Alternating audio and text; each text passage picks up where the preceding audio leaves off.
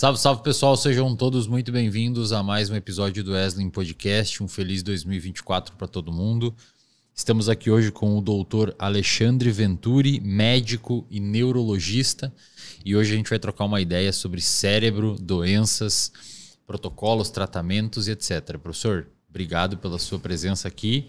Vejo que Florianópolis deixou a marca aí na sua testa.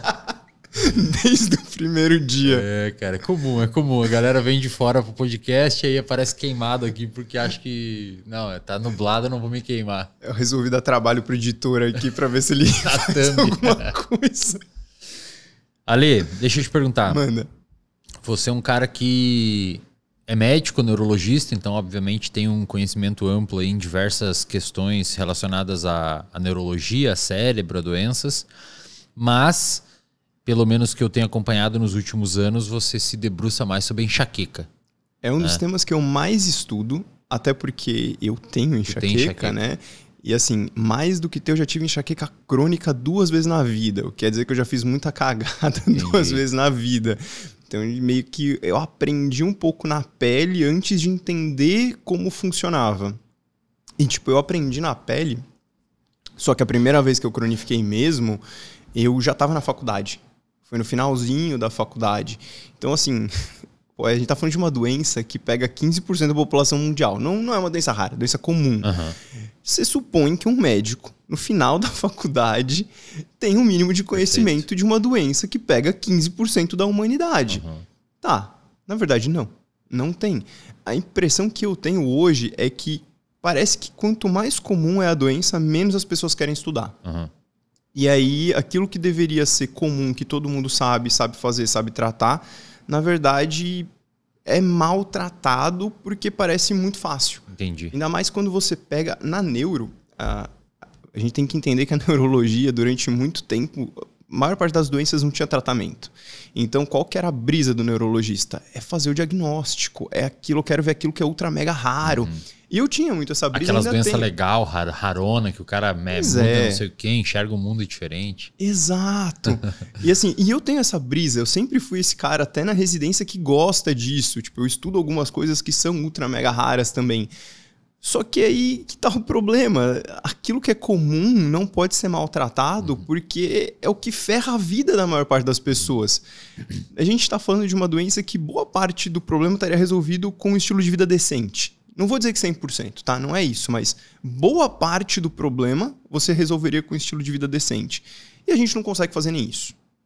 Ou seja, a gente tá muito mal. Tá, e 15%, cara, quando você falou esse dado aí, fiquei assustado porque, pra galera ter noção em casa, a prevalência que a gente tem hoje entendida de TDAH é 4%, mais ou menos. 4 a 8, mais ou menos. De depressão é 8, 10%, ali dependendo do lugar. E enxaqueca é 15%. 15%. Diz pra nós, assim, pra quem tá em casa e eventualmente não saiba ou, enfim, não tem esse conhecimento, o que é, antes da gente entrar em neurobiologia, tratamento e tal, o que é enxaqueca? A manifestação clínica dela? Deixa eu mudar a pergunta. O que você... Você já teve enxaqueca alguma vez na vida? Não tem ideia. Na família, nada. Não sei. Cara... eu imagino como uma dor de cabeça, uma tontura. Eu imagino mais ou menos assim. Beleza. Se você pegar existe um documento que é a Classificação Internacional das Dores de Cabeça, que na verdade chama Classificação Internacional das Cefaleias, que é só um termo técnico para dor de cabeça. Beleza. Lá dentro, você tem todas as dores de cabeça que existem, tem mais de 200 classificadas ali dentro. Mais de 200 dores de cabeça. Tem uma... Já tomou sorvete, pareceu que gelou o cérebro? Existe essa, tá lá descrita. Cara. Dor de cabeça de avião, quando você levanta, voo. Quando você desce, voo. Dor de cabeça do mergulho. Tem uma que é uma dor de cabeça associada a astronauta quando entra e sai de atmosfera. Caramba, então tem todas. O que você puder imaginar, lá tem. E uma delas, lá, no meio dessas mais de 200, é a enxaqueca. Então tudo bem, tecnicamente ela tá classificada como uma dor de cabeça. Entendi. Só que o que a gente aprendeu nos últimos anos é que ela não é exatamente uma dor de cabeça.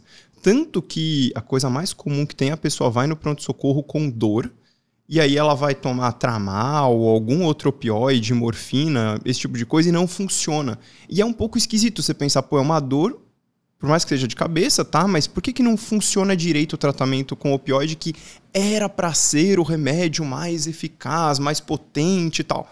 E não funciona. Porque, na verdade, a enxaqueca ela é uma disfunção do cérebro. É uma incapacidade do cérebro de lidar com estímulos externos e internos. E isso causa uma reação em cadeia que vai alterar todos os sentidos da pessoa, então altera a visão, olfato, audição, tudo isso.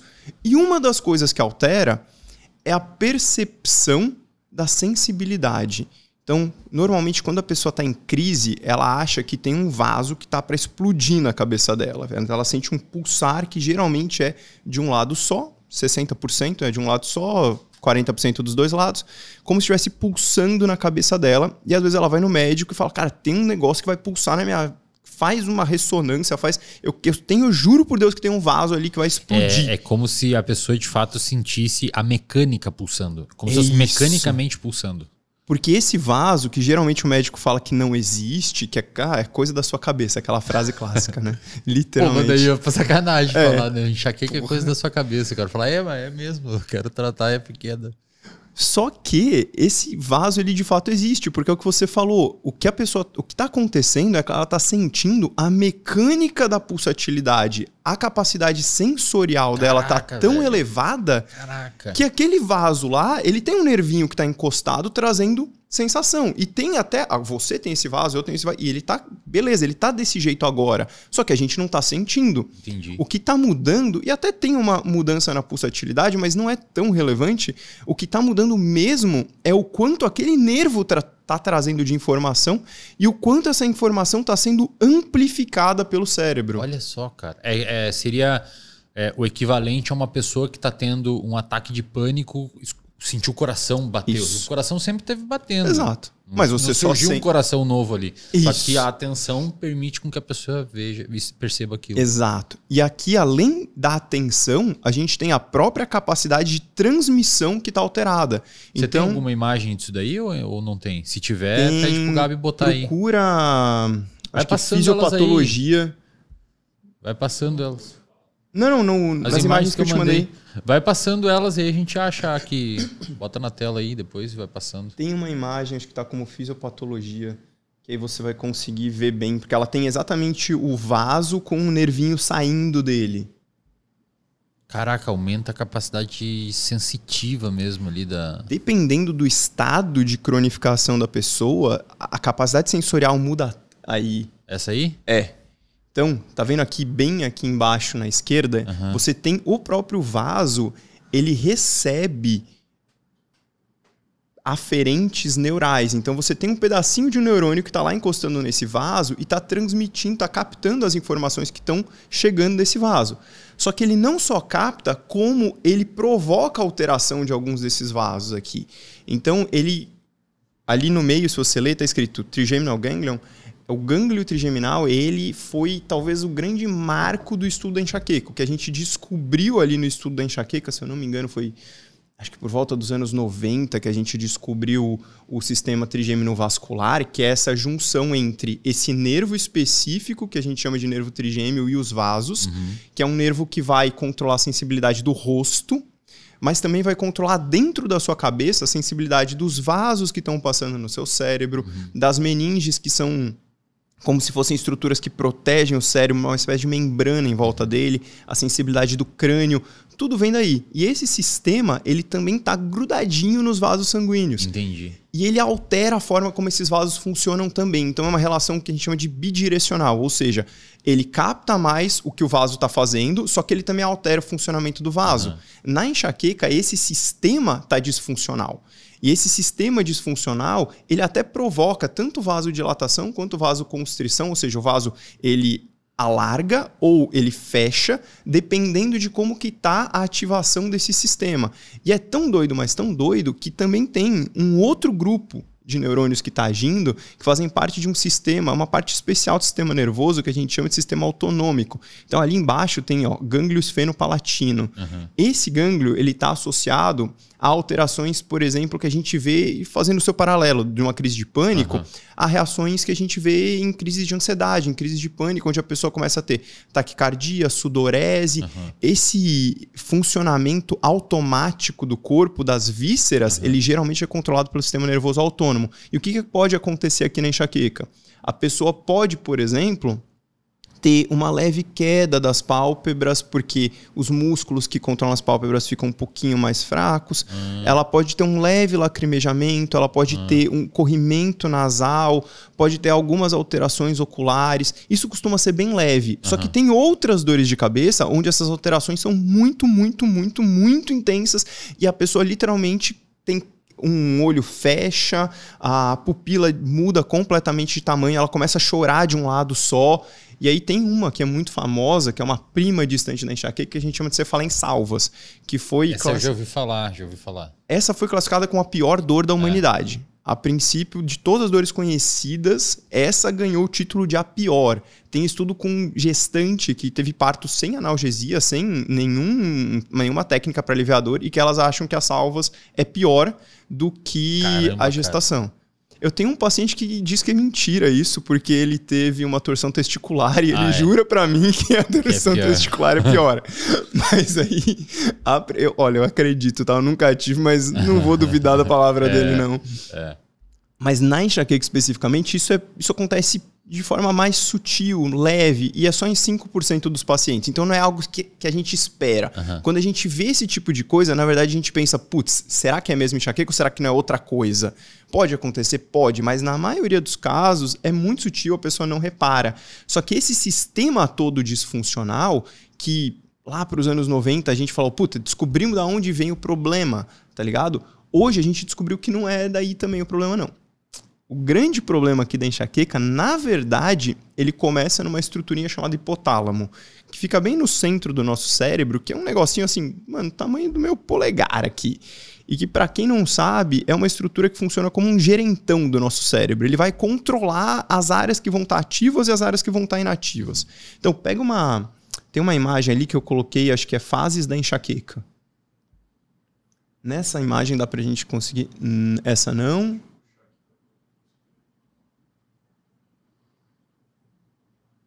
é que nesse daí eu não coloquei os títulos.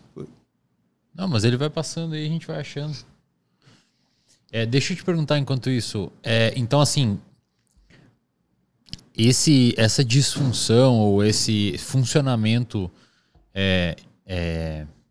equivocado ou disfuncional ali do trigêmeo, nesse caso específico da enxaqueca, explica aquela sensação que a pessoa pode ter de um fluido pulsante. Exato. Tá, perfeito. Então isso hoje é entendido na literatura.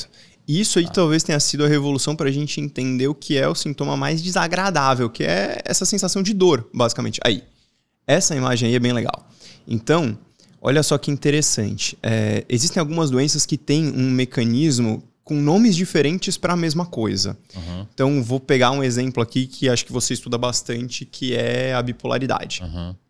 Quando a pessoa tem um episódio de oscilação de humor, ela muitas vezes vai entrar num episódio de mania e ela vai ficar, ou hipomania, vai ficar mais ativa e depois é como se esgotasse o cérebro e vem um episódio de depressão.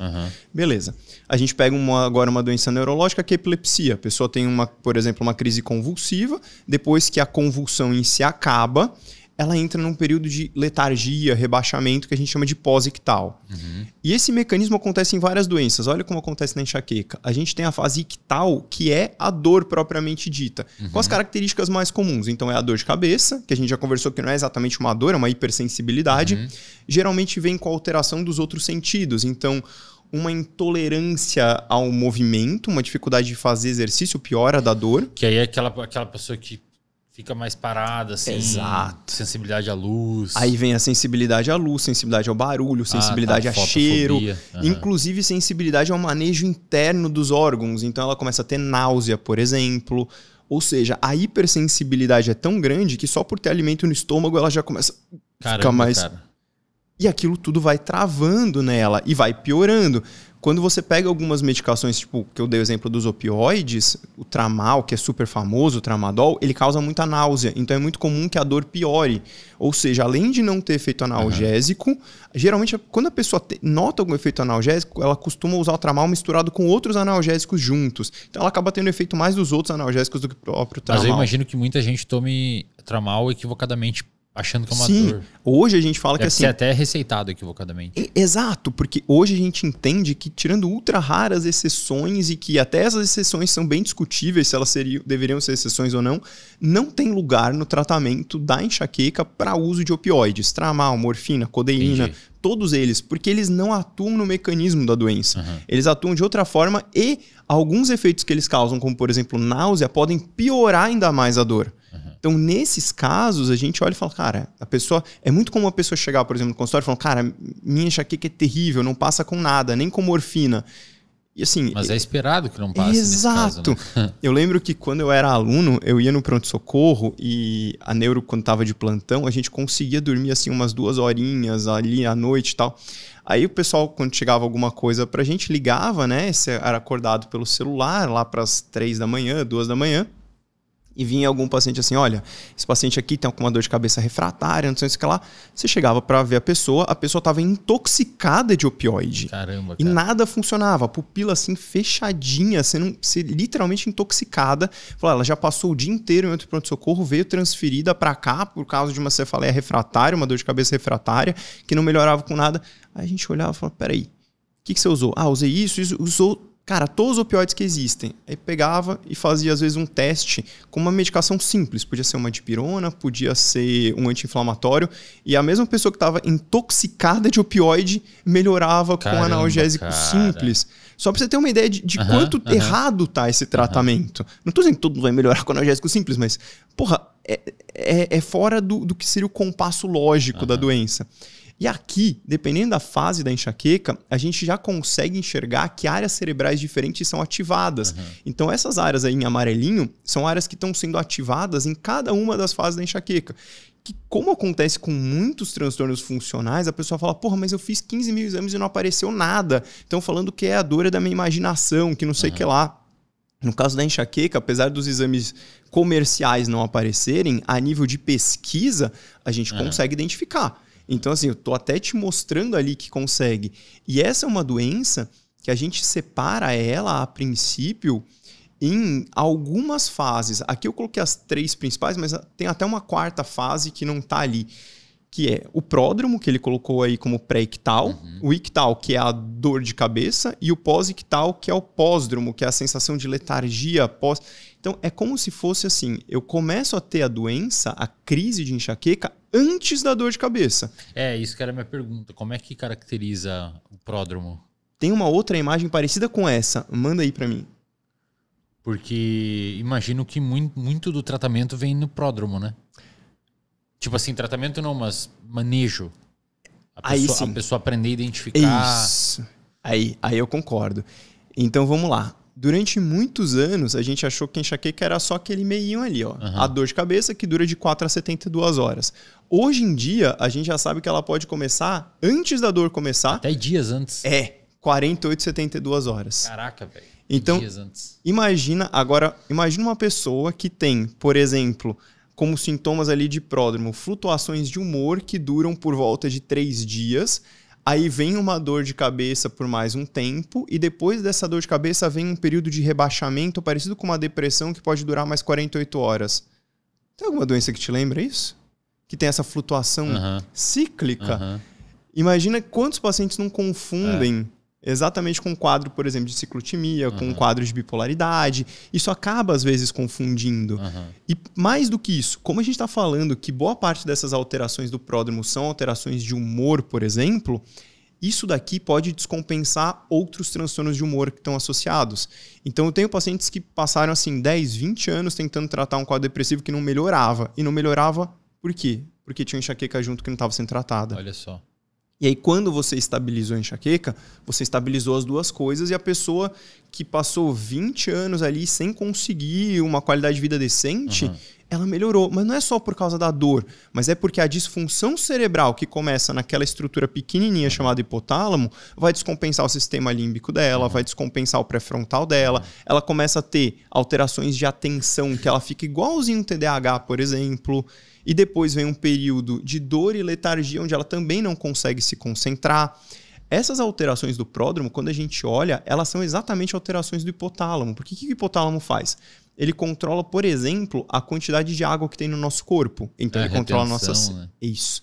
Então você pode sair fazendo muito xixi, porque você começa a perder água, começa a sentir muita sede. Fazer muito xixi é um sintoma pré-enxaqueca. Exato. Tem gente que chega assim, a pessoa vai ter crise no final do dia e às vezes de manhã já foi no banheiro 5 vezes. Olha só, cara. É uma coisa merda. Que fala, mano, cara, da onde que... Bota a câmera aqui em mim. Eu imagino que tem gente pela thumb que veio assistir o episódio, jamais iria imaginar, que não conhece, que xixi pode ser um aviso de enxaqueca chegando. Exatamente. Náusea, diarreia. Bocejos. Então, Craving por food, vontade de comer. E aí tem um ponto que é muito bom. Porque na década de 50, quando a gente começou a entender melhor como essa doença funcionava, a gente também começou a estudar, 50, 60, né? A gente começou a estudar uma coisinha chamada gatilho. E aí tudo era gatilho. Então você tinha alguma coisa que você fazia uma exposição e um tempo depois aquela pessoa tinha uma crise de dor. Beleza, parece bem simples, parece bem lógico. Só que quando você para pensar em que poderia ser um gatilho, estresse pode ser um gatilho? Pode. Ansiedade pode ser um gatilho? Pode.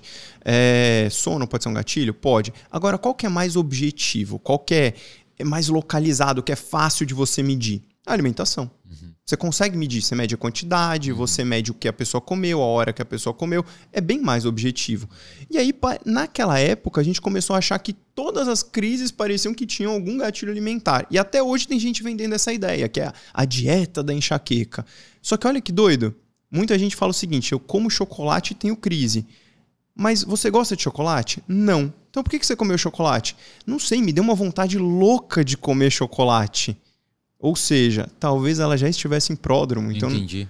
Na verdade, o chocolate ali foi só quase que um marcador daquilo. Ah, entendi. Mas tem gente que venderia a ideia de que evitar chocolate evita enxaqueca. Exato. E vende a ideia. Claro. E vende. Claro, porque veio antes, né? Isso. Ó, você teve enxaqueca porque você comeu chocolate. Exato. E a pessoa acaba... Mas, na verdade, ela já estava entrando na crise. Quadro de enxaqueca. Talvez 1, 2 dias antes isso já tenha começado. A dúvida que a gente tem hoje, e essa é uma dúvida relevante, é... Tá bom, se eu evitar o chocolate especificamente nesse período, a chance de eu desenvolver uma crise é maior ou menor? Entendi. A gente ainda não tem essa resposta.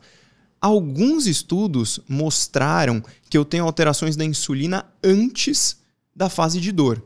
Então, talvez exista uma via meio que de comunicação ali. Então, talvez o momento onde você tenha mais craving, mais vontade, mais fissura por comer alguma coisa mais calórica e tal, seja exatamente o pior momento para você comer. A gente tem certeza disso? Não. Mas é uma medida comportamental que a gente acaba indicando para alguns pacientes que notam muito essa relação. E assim, o chocolate, ele é um exemplo ou é comum? É comum. Talvez seja o grande exemplo. Porque qual que é um momento... A gente está falando de uma doença que é basicamente 2/3 feminina, né? Então, 2/3 mulheres, 1/3 homem. E qual é um dos mecanismos mais comuns para o desencadeamento de crise de enxaqueca na mulher? Menstruação. Olha só. E aí o que acontece na TPM? Claro. Craving por comida, alterações de humor. Tem mulheres que hoje têm diagnóstico de transtorno disfórico pré-menstrual e que, na verdade, não tem transtorno disfórico pré-menstrual. Elas têm enxaqueca menstrual. Caramba, cara. Ou seja... Até porque tem retenção, tem um monte de coisa, mudança de humor, é muito parecido, né? É quase igual. E sabe qual que é o mais doido? Existe enxaqueca sem dor de cabeça. Aí como que tu diferencia? Exatamente. Existe enxaqueca sem dor de cabeça. E aí, pra diferenciar, é difícil. É difícil. Até pra mim, que trabalho com isso todo dia, cara, é difícil. Tá, e aí assim, ali a gente tem o pródromo. Então é essa fase de algumas horas a dias antes da pessoa que ela tem aquele monte de alteração ali que a gente conversou, né? Tem até, dor no pescoço, retenção de água, e essa dor no pescoço é uma bem comum, 80% das pessoas. 80% das pessoas. Tem um estudo que as pessoas foram num pronto-socorro com dor no pescoço. Perdão, todo mundo tem pródromo. 80%. E 80% de quem tem pródromo tem... 80% desses 80% tem dor no pescoço. Isso. Tá, entendi. Eu vou até dizer o seguinte, 80% das crises tem pródromo. Tá. Porque a pessoa pode ter uma crise de gatilho direto. Ela pode ter pular direto para crise. Exato, é possível. A gente, inclusive, testa algumas medicações, nem dá para chamar de medicação, mas desenvolve no laboratório algumas substâncias para induzir a crise. E aí a pessoa meio que vai direto para a aura ou para a fase de dor. Mas isso para pesquisa. Para pesquisa. Só que a gente consegue ver isso, por exemplo, também no dia a dia. Então a gente sabe que algumas pessoas escapam da fase de pródromo e podem ter uma crise um pouco mais direta, sabe? Uma indução rápida. Mas ainda assim, 80% é aqui. Tá. E aqui que é o ponto, porque a gente consegue, respondendo a sua pergunta de antes, quando a gente consegue trabalhar bastante o pródromo, que responde bem a medidas de estilo de vida, eu já resolvo 80% do problema. É claro. Tá, e assim, antes eu quero passar detalhadamente esse gráfico, mas antes da gente ir pro Aura, dentro da clínica, assim, na sua experiência, não sei se tem isso medido em pesquisa e tal, mas na sua experiência clínica, a galera consegue aprender a identificar o pródromo com tranquilidade? Consegue, mas depende do grau de cronificação da pessoa. A pessoa que tem dor diária todo dia, ela nunca vai identificar um pródromo. Assim como ela nunca vai achar um gatilho verdadeiro. Porque tem dor todo dia. Entendi. Exato. Ela não vai conseguir perceber. Quando ela começa a ter menos dor, geralmente por menos de 8 dias de dor por mês, ela já começa a perceber esses sintomas. Entendi. Porque a impressão que dá quando você é uma pessoa com dor diária é que tudo isso aqui se mistura. Então, se você fizer uma conta fácil, aqui, se eu considerar que a fase de dor tem de 4 horas a 72 horas, ou seja, até 3 dias... Sobrepõe, né? Exato. Sobra 2 minutos entre cada fase. Exato. E imagina uma pessoa que tem um dia de crise dolorosa por semana. Se cada uma dessas fases pode durar horas a dias, um dia de dor por semana significa um cérebro alterado durante o mês inteiro. Porque cada uma dessas sequências completas dá mais ou menos 7 dias. Exato. Então, 4 dias de dor por mês, depende se for 1 por semana, é suficiente para alterar o funcionamento cerebral durante o mês inteiro. Ou seja, a pessoa ela nem tem um basal para conseguir identificar quando alterou, né? Exato. Esse é o ponto. Esse é o ponto. A pessoa precisa começar a ter um basal. E se você considerar que tem pessoas que estão nesse ciclo vicioso, tipo 10, 20, 30, 40 anos sem parar, ela realmente não se lembra mais de qual que é o basal dela. Porque na cabeça dela sempre foi desse jeito. Perfeito. Eu costumo dizer que muita gente que não dorme bem é assim. A pessoa às vezes não sabe o que é dormir bem, cara. Não, mas eu durmo bem, então não sabe o que é. Ô, Gabi, aumenta um grau a temperatura aí, por favor. Tá meio frio aqui. Mas vai lá. Então aqui a gente tava no pródromo. Beleza. E o que é a aura? Lembrando, tá, pessoal que tá assistindo aí, ó, o gráfico tá na tela. Aquela curvinha que tá subindo ali com diferentes cores em tom de verde, azul, verde, ela diz respeito, eu não sei se vocês estão conseguindo ver, mas diz respeito à severidade dos sintomas. Então, quanto maior é a curvinha para cima ali, maior é a severidade dos sintomas, né? Inclusive, isso é uma coisa que a gente está questionando essa curva. Porque, aparentemente, depois da dor, o sintoma mais debilitante para a maioria das pessoas, na verdade, está no pródromo, que é a disfunção cognitiva. No pós-pródromo? Não, no pródromo e no pós-dromo também. Mas a disfunção cognitiva, imagina uma pessoa que precisa ter um alto desempenho intelectual no trabalho. Puta merda. Ela não consegue, ela não consegue. Então, isso é uma coisa que hoje em dia a gente está valorizando muito no tratamento. Que é real, a pessoa começa a funcionar igual... E, tipo, eu tenho TDAH, então, assim, posso te falar que eu já tive as duas coisas. E é muito nítido... Pra mim, hoje, o quão disfuncional eu fico. Muitas vezes, se eu tô em pródromo, cara, muito pior do que a porra do TDAH. É o dia perdido, assim. É o dia perdido, é o dia perdido. Você tá falando com a pessoa e você repete 3 vezes a mesma coisa. A pessoa fala, você não... desculpa, não tô conseguindo entender. Saquei. Então não tem como, você fica meio inútil mesmo. Aí a gente vai pra aura. Tem uma outra imagem com os tipos de aura, porque... O mais comum é a gente imaginar, quando fala de aura, que são as alterações visuais, que é mais de 90% das auras. Para você ter ideia, não é todo mundo que tem aura, é 15, 20% das pessoas. Então é a minoria. Por isso que aquele outro gráfico que eu mostrei nem falava de aura. No caso, quem não tem pula do pródromo para dor de cabeça já. Exato. Tá. E existem aquelas pessoas que não têm. É um outro que tem várias imagenzinhas de... como se fossem desenhos. Não. Próximo. Vai passando aí, cara. Uma hora vem. Próximo. Mais um. Mais um. Bonitas imagens, né? Tudo a Nature, aposto. Cara, eu gosto. A Nature faz umas imagens mó da hora. Eles são... E eles são chatos, A Nature cara. e o Lancet, os dois fazem imagem top. E aí eles são chatos. Tu manda lá, eles mandam de novo pra você mudar a imagem, porque a cor não tá legal. Os caras são bem xarope. Mas tem que ser, cara. Pode mais um. Esse é um gráfico que tá aparecendo. Não, qual que é a... Não. A imagem tem várias pessoas, imagens, brilhos. É uma coisa bem psicodélica, assim. Essa daí. Aí, essa mesmo. Então, olha só. O que é a aura? O clássico são as alterações visuais, que elas geralmente começam até uma hora ali antes da dor de cabeça. Então o período da aura é um período muito curto, ele dura de 5 minutos a 1 hora. Pode até misturar e sobrepor com a dor de cabeça também, mas geralmente acaba antes, como se fosse um aviso mesmo, um alerta. Qual que é o mais comum? Esses dois de cima e da esquerda. Então, ou a pessoa acaba vendo pontinhos brilhantes... O dots e o zig-zag line. Exato. Que vão aparecendo um a um, então ela tem uma característica que a gente chama de progressão. Isso é uma coisa que define a aura. Ela tem que durar mais de 5 minutos, ela tem que ter progressão. Ou seja, começou com 1 pontinho, 2 pontinhos, 3, 10, 20 pontinhos, ela vai pipocando a visão inteira da pessoa. E ela pode até obstruir boa parte da visão, como é aquelas ali da direita que eu tô colocando. Caramba, imagina a pessoa dirigindo desse jeito. Não, tem como. O cara tá de moto ali, pá, estoura, não tem como. E dependendo, e isso aqui é doido, porque o cara que descobriu como isso aqui funciona é um brasileiro. Foi o professor Aristides Leão. Então isso levou o nome de depressão alastrante de Leão, né? Que ou depressão cortical alastrante, enfim, que é exatamente a forma como o cérebro causa isso daqui. Eu tenho uma despolarização do cérebro em onda. E essa despolarização do cérebro, aonde ela percorre no cérebro, eu começo a ter essas alterações. Então, hoje a gente consegue, inclusive, ver, por exemplo, um borrão que está formando e aumentando, a velocidade de aumento é proporcional à velocidade dessa onda no teu cérebro. Olha só, cara. Isso é muito doido. Que loucura. É como se fosse Você falou uma despolarização em onda, é como se fosse uma sequência de potencial de ação. Isso! Tipo, delimitada num espaço e que vai percorrendo o cérebro. Exatamente. Caraca, velho. É muito parecido com, por exemplo, o mecanismo da epilepsia. Que surgiu?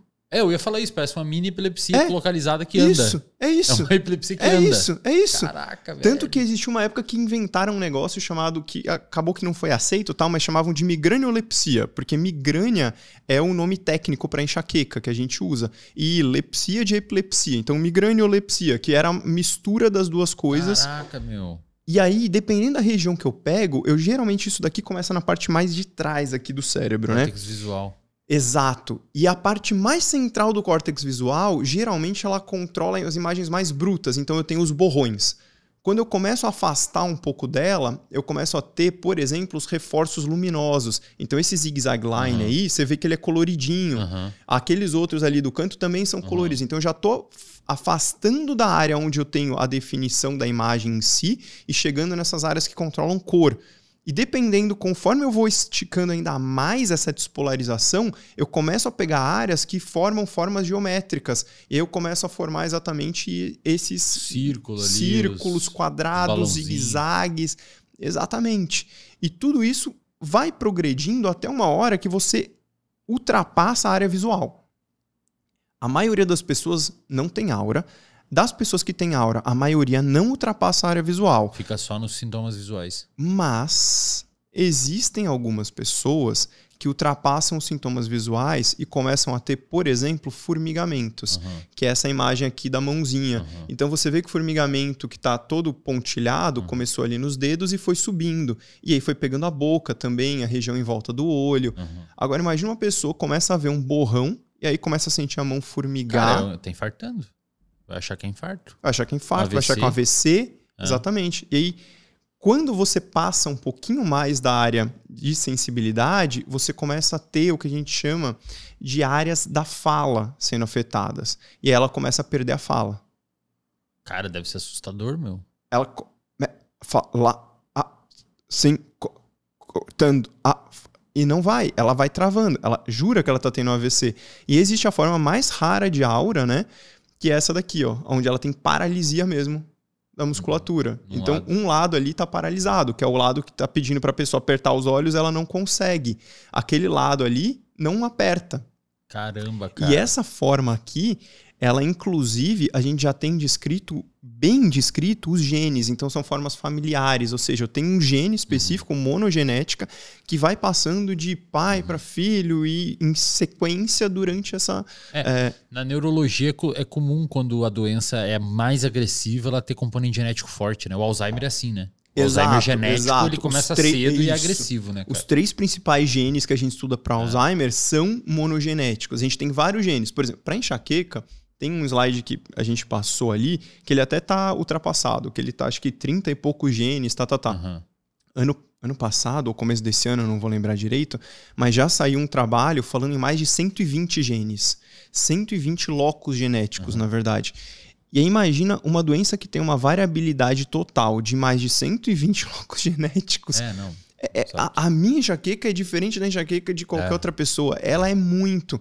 E esse que é o grande ponto, porque eu preciso entender que essa variabilidade genética, ela confere para aquela pessoa uma certa fragilidade genética. E essa fragilidade genética vai influenciar muito aonde? No tipo e no modelo de cronificação que essa pessoa vai ter. Então, eu vou ter pessoas que vão ter cronificação associada a mecanismos alimentares, pessoas que vão cronificar associadas, por exemplo, ao sedentarismo e perda de mecanismos inibitórios da dor. Eu vou ter pessoas que vão cronificar por alterações de humor, por sono, por alterações hormonais. E isso tudo vai desse pool genético integrado na vida dessa pessoa. Inclusive, vão determinar se ela vai ter, por exemplo, um mecanismo de aura ou não. E isso a gente consegue induzir em laboratório com algumas substâncias. Eu dou algumas substâncias, inclusive uma linha de pesquisa para enxaqueca é essa. A gente tenta descobrir substâncias que causam crise, porque aí se eu descubro a substância, eu consigo bloquear ela. Então a gente tenta fazer muito isso e as pesquisas mais modernas são exatamente em cima disso. E qual que é o grande marcador? É a aura, porque a aura não dá muita dúvida se aquilo é uma dor de cabeça de outro tipo ou se é uma enxaqueca. Tem outras dores de cabeça que tem aura? Tem, mas é muito, muito, muito mais raro. Tá? Perdão, vai continuar. Não, se tem aura, a chance de ser enxaqueca é muito alta. E tem alguma hipótese na literatura ou na história da literatura da enxaqueca do porquê que essa onda de despolarização começa na parte de trás? Tem pela proximidade com o trigêmeo. Porque o núcleo trigeminal tá ali no tronco. Velho, claro. Caraca, faz todo sentido. Porque eu gosto de perguntar essas coisas porque tem que ter um porquê. Não, lógico. Ou a gente não sabe, sim, ou tem uma hipótese, né? Mas claro, é a proximidade ali com o núcleo do trigêmeo, é a área mais próxima dele, né? Então a gente tá pegando a parte de trás do cérebro, que é o tronco, ali, e a parte occipital. Então, caraca, velho. Provavelmente é por causa disso. A gente já tem... O que é da hora, assim, que a gente descobriu nos últimos anos, é que a gente sempre usou a aura como um marcador da... Como se fosse, assim, uma sequência. Eu tenho pródromo, aí o pródromo vira aura, e a aura vira dor, e aí depois da dor vira pós-dromo. O que a gente descobriu? Que a aura, na verdade, ela parece ser um evento em paralelo. Ou seja, eu posso ter uma aura sem as outras coisas, o que é mais comum em idosos, isso acontece bastante, mas eu posso ter uma aura que de alguma forma ela se interpõe no meio da dor, ou que é antes, mas os tratamentos para a dor, por exemplo, não afetam a aura. Porque ela é um evento que ocorre em paralelo. Isso, as pesquisas mais novas tendem a apontar para isso. Pode ser que daqui a alguns anos alguém fale que eu estou errado. Mas elas tendem a falar que acontecem em paralelo. Tem um consenso francês que ele fala isso, que a aura é como se fosse um tsunami. Você tem todo o mecanismo da enxaqueca acontecendo, em algum lugar ele dá um start para essa onda e essa onda varre o cérebro inteiro.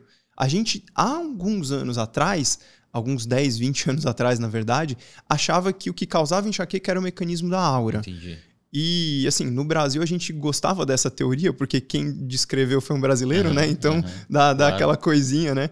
Mas não, parece que não. É um mecanismo independente. Ele é um marcador da doença, mas não necessariamente ele vai estar relacionado ao compasso da doença. Mas aí você também comentou, volta lá naquele gráfico da progressão lá, mas daí você comentou que 20% tem aura? 15 a 20. Pois é, e aí como é que faz com o resto? O resto que não tem aura. Daí tipo, se a aura é um marcador e tal, o resto é impesquisável. Não, aí a gente tem as características clínicas. Tá. E aí como que é a dor da enxaqueca? Primeiro que assim, toda vez que a gente fala em característica clínica, a gente tem que entender que nenhuma delas é obrigatória. Isso é importante. Ou seja, tem 120 locos genéticos diferentes. Então, mas qual que é o clássico? A pessoa tem que ter pelo menos 5 episódios na vida de dor que tenha a maior parte dessas que eu vou falar. Então, unilateral, então metade da cabeça, beleza? Ou pode ser mais localizado, mas só metade aqui, só de um lado. Mas é todo mundo assim? Não, é 60%. 40% tem dos dois lados. Beleza. Essa dor é pulsátil? É o clássico. Mas todo mundo vai ser pulsátil? Não, também depende. Geralmente no começo da dor ela não é pulsátil. Quando ela vai ficando mais intensa, ela vai se tornando mais pulsátil. Começa a ter alteração, sensibilidade à luz, sensibilidade ao barulho. São as duas sensibilidades mais comuns que a gente considera. Todo mundo fala, né? Tô com enxaqueca, fecha a cortina, baixa o volume. Mas até essas, 90% em média. Ainda tem 10% que não tem. Sensibilidade ao esforço físico, também por volta de 90%. Aí, no caso, o esforço físico resultaria em dor? Piora a dor. Tá. E aí tem uns vídeos loucos na internet de maluco falando que todo mundo trata enxaqueca errado, que enxaqueca é uma doença vascular, que o esquema é fazer ir sangue pro cérebro e manda a pessoa ficar de ponta cabeça. Caralho, velho. Mas daí se a pessoa tem hipersensibilidade, tu manda ela ficar de ponta cabeça. Então, tacando gasolina na fogueira. Mas tem esse vídeo. Acontece. O que é curioso é que aqui no comecinho, no pródromo, às vezes a atividade física ajuda. Porque a pessoa começa a ter essa dor no pescoço, e essa dor no pescoço, ela funciona como se fosse uma síndrome miofacial, que é uma espécie de, entre aspas aqui, uma contratura ali da musculatura que vai ficando tensa. E a atividade física ajuda a aliviar essas coisas. Legal. Então, nesse caso, dependendo do momento, a função da atividade física muda. Ou seja, se eu te falo que ela é problema, mas ela é problema aqui, ó, na fase de dor. Tem até pessoas que... Porque, assim, no gráfico é bonitinho, mas na vida real você vê que essas coisas, elas se intrometem. É igual o diagnóstico. Tu vai ler o diagnóstico de depressão no DSM, é bonitinho, fácil, mas daí chega o cara com problema com álcool. Isso, exato. Emaranhado. E às vezes a pessoa tá no começo da fase de dor e a atividade física aborta a crise. Sem analgésico. Mas, cara, eu imagino que uma prescrição, por exemplo, disso, uma sugestão de atividade física, venha muito, de fato, de entender a história clínica da doença da pessoa. Sim. Né? Não dá pra generalizar nada. Não dá, porque é literalmente assim, você tá num ponto onde você passou da linha, você ferrou com a dor dela. Ela piorou pra cacete. Você foi um pouquinho antes aqui, não tem efeito. Então, pode ser uma coisa legal para você evitar o uso de analgésicos, por exemplo, só que se você errar a mão, vai sair o tiro pela culatra. Ela vai ter que usar muito mais remédio para compensar a cagada. E aí, isso é aquilo que você tinha me perguntado lá atrás. Pô, como que a pessoa percebe essas fases? Cara, se ela não percebe, como é que eu vou prescrever um negócio desse? Então, eu preciso que ela consiga entender aonde ela tá nesse caminho, até para ela saber qual estratégia ela vai usar. Porque senão ela vai errar. Exato. Ela vai errar. Com certeza aqui a chance dela errar é muito alta. Aí somando só para a gente terminar aqui a dor, então de um lado só, já falei que 60%, geralmente moderada a grave, mas existem formas leves de dor de enxaqueca também. Eu tenho, inclusive o início da dor é mais leve, mas eu tenho, por exemplo, eu hoje em dia que tenho uma crise a cada ou eu tive, só porque eu vou falar isso, foi acho que 2 dias atrás eu tive uma crise de enxaqueca, foi uma crise leve. Quando comecei da crise eu não achei que era uma crise de enxaqueca. Eu, fui na praia, né? Não dá pra mentir. E, o máximo de água que eu tomei nesse dia foi um coco. Foi isso. Eu ferrei a minha hidratação. E a gente viu o quê? Pródromo, eu perco hidratação. E eu sei que desidratação é uma coisa que aumenta risco de crise. É legal a gente entender que isso aqui é uma doença quase que estatística. Eu tô brincando em aumentar risco de crise e diminuir risco de crise. Se eu tô desidratado, com insolação, não comi direito, a chance de eu ter uma crise vai ser muito grande. Por mais que o meu basal seja de bom controle. Então eu costumo ter uma crise a cada 2 meses. Só qual que é a vantagem? A minha crise foi leve. Por que minha crise foi leve? Porque o meu cérebro, ele teve tempo de se recuperar muito bem desde a última crise. Então, o meu padrão, eu falei, não, acho que nem é. Aí depois começou uma leve sensibilidade à luz, uma leve náusea. Eu falei, então é. Olha só, cara. Porque eu já conheço a minha doença. E é uma coisa comum as pessoas confundirem a enxaqueca com uma outra doença que é até mais comum. Enxaqueca é a segunda dor de cabeça mais comum que a gente tem. A primeira é uma chamada cefaleia tipo tensão ou cefaleia tensional. qual que é a diferença dela? A cefaleia de hipotensão, ela é quase que o espelho da enxaqueca. Não tem sensibilidade sensorial, luz, barulho, cheiro, ou se tem é muito baixo e uma só. Não tem sensibilidade ao movimento, atividade física, não tem náusea. Se tem é muito, muito, muito, muito, muito baixo. Ela é dos dois lados, não pulsa, é mais um peso na cabeça. Só que as crises de enxaqueca começam muitas vezes desse jeito. Até você começar a notar essas características. E quando é leve, muita gente fala assim, eu não tenho enxaqueca, eu tenho enxaqueca e cefaleia tensional, né? Ou o que é terrível que aparece, algumas pessoas falando que eu tenho enxaqueca tensional. A galera inventou uma doença nova. Na verdade, não. São as formas da enxaqueca que é um camaleão, que vai moldando dependendo do estágio onde ela está e do grau de cronificação. Aqui eu tenho as crises clássicas, só que a gente hoje tem medicações específicas que não deveriam funcionar, por exemplo, para uma crise de tensional. E aí a gente vê que, de repente começou a funcionar. Então, peraí, eu tive até um professor que falava isso, existe enxaqueca, existe enxaquequinha. Ou seja, formas mais brandas, mais leves, igual eu posso ter uma depressão, eu posso ter uma distimia, por exemplo. Tá? Eu sei que o critério é muito maior do que isso, mas só a ideia. Então, aqui isso é muito válido. E quando eu entendo isso, eu começo a entender a doença não só como uma foto, mas como um espectro. Perfeito. E aí eu consigo ajustando o tratamento do meu paciente. Quanto mais eu ajusto, menos eu dependo do remédio. O remédio ele vai ser sempre uma bengala. Algumas pessoas vão precisar da bengala por muito tempo, outras pessoas vão precisar da bengala por pouco tempo. Tem gente que vai aprender a andar sozinho e não vai precisar da bengala. Tem gente que nunca vai aprender a andar. E vai precisar da bengala para sempre. Isso vai de pessoa para pessoa, mas também vai de qual é o mecanismo genético associado. Eu tenho pacientes, por exemplo, que já tiveram várias lesões cerebrais porque, fizeram cirurgias no cérebro, tiveram trombose. Então ele já tem um cérebro que não é um cérebro normal, até anatomicamente falando. Então a chance deles conseguirem ficar sem uma medicação de longo prazo é muito baixa. Em compensação, tem pessoas que têm um cérebro estruturalmente normal, porém, essas pessoas têm um estilo de vida que acaba sendo o calcanhar de Aquiles delas. E elas, às vezes, não podem mudar o estilo de vida. Imagina uma pessoa que passa mais tempo dormindo no avião, indo de um país para o outro, do que na casa dela. Como que ela vai controlar o sono? Não vai. Então, ela vai precisar de um suporte médico. Comendo em qualquer lugar, né? Exato. Então, um conjunto de coisas, e aí você vai ter que adaptar tudo isso. Fato é que isso daqui dá uma merda na vida da pessoa e para piorar, depois que a dor passa, vem a fase de pós-dromo, que é muito parecida com um episódio depressivo. Eu sempre brinco que o pródromo ele parece uma espécie de TPM, que é logo no início aqueles sintomas meio inespecíficos tal, e o pós-dromo parece uma ressaca. Entendi. Se você entende essas duas coisas, já ajuda muito. E o meio é a dor que é fácil da gente imaginar. Só que a própria dor é o que eu te falei. Tem aquelas características clássicas? Tem. Mas elas são 100%? Não. A própria sensibilidade à luz e barulho que você falou, de 80% a 90%, dependendo do estudo. Náusea, por volta de 60%. Vômito, 50%. Algumas pessoas podem ter diarreia, 15%. Sim. E o tempo ali? Diz de 4 a 72 horas. Qual que é mais ou menos o mais comum? Se a pessoa não fizer nada, 72 horas é o comum. Se a pessoa tem um cérebro muito saudável, ela, às vezes a crise passa sozinha, sem medicação, em 4, 8 horas. Tipo um dia ali. Exato. Aí vai dormir, acorda bem e tal. Essa minha crise que eu te falei que eu tive, eu especificamente nessa crise, eu usei um analgésico. E foi um analgésico simples, foi dipirona. E aí eu lembro que eu postei isso até num story, a galera falou, meu Deus, me fala o que você fez, que coisa incrível. Cara, eu usei uma porra de uma dipirona. Ah, mas dipirona pra mim não funciona. Pra você não funciona. Agora, o meu cérebro, ele já tá tão dessensibilizado, ele já tá tão descronificado, que até a porra da dipirona funciona.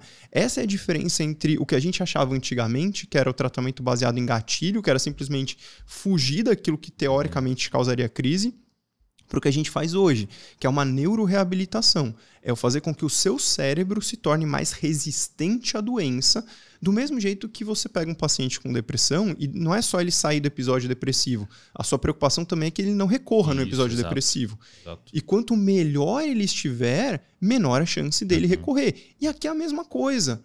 E aí, se a gente consegue reabilitar esse cérebro, e isso que é da hora, porque hoje em dia a gente sabe que essas medidas estão mudando a forma como o cérebro se interconecta lá dentro, eu consigo ter uma pessoa cada vez mais resistente. A gente sabe até que pessoas que conseguem passar 1 ano sem crise podem nunca mais ter crise na vida. Então tem uma chance razoável. Só, agora, isso é comum? Não. Claro. Pô, eu tenho uma rotina muito legal, mas não é perfeita.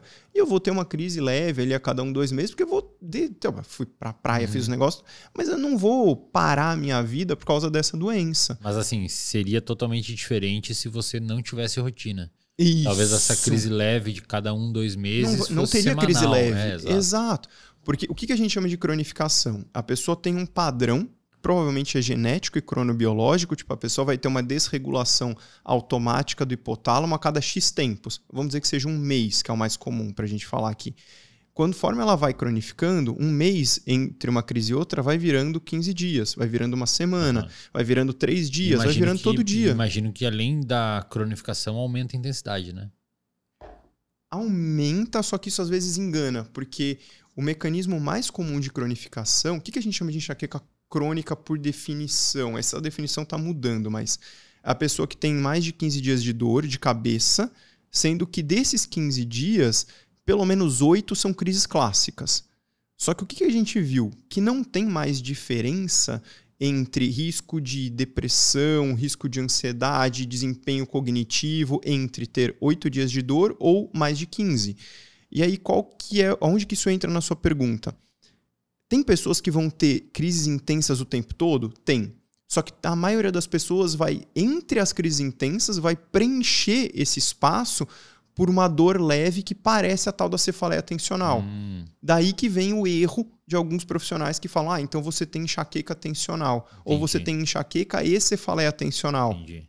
Na verdade, não. Você tem uma enxaqueca crônica. Só que o seu tempo sem dor foi diminuindo. As crises clássicas talvez não tenham aumentado tanto, mas o cérebro já está tão sensível, mas tão sensível, que ele se mantém num estado de dor contínuo. Qualquer coisa mantém dor. E aí no meio disso ele tem um que a gente chama de flare-up, que são esses picos mais intensos de dor. Então, nesse caso, a sua pergunta, as 2 coisas podem acontecer. Eu posso ter a piora da intensidade, o que geralmente acontece logo no começo da cronificação, mas eu posso ter um aumento de dias com menos dor, o que geralmente acontece quando eu já tenho muitos dias de dor. É meio contraintuitivo. Não, saquei. E outra pergunta que eu gostaria de entender, tal qual um paciente que é do espectro bipolar e cicla o humor com frequência, até o Dr. Renato veio aqui, ele falou que o paciente bipolar que tem ciclagem de humor, conforme vai ciclando o humor, isso deixa meio que uma cicatriz no cérebro, assim. A enxaqueca, e acho que outros transtornos também, depressão e ansiedade, a pessoa que tem ansiedade crônica há 30 anos tem um cérebro totalmente diferente em termos até de circuito e neuroplasticidade do que uma pessoa que tem ansiedade há 6 meses, né? Sim. A enxaqueca é assim também? O cérebro aprende a ter enxaqueca com o tempo? Ele fica melhor em ter enxaqueca, assim?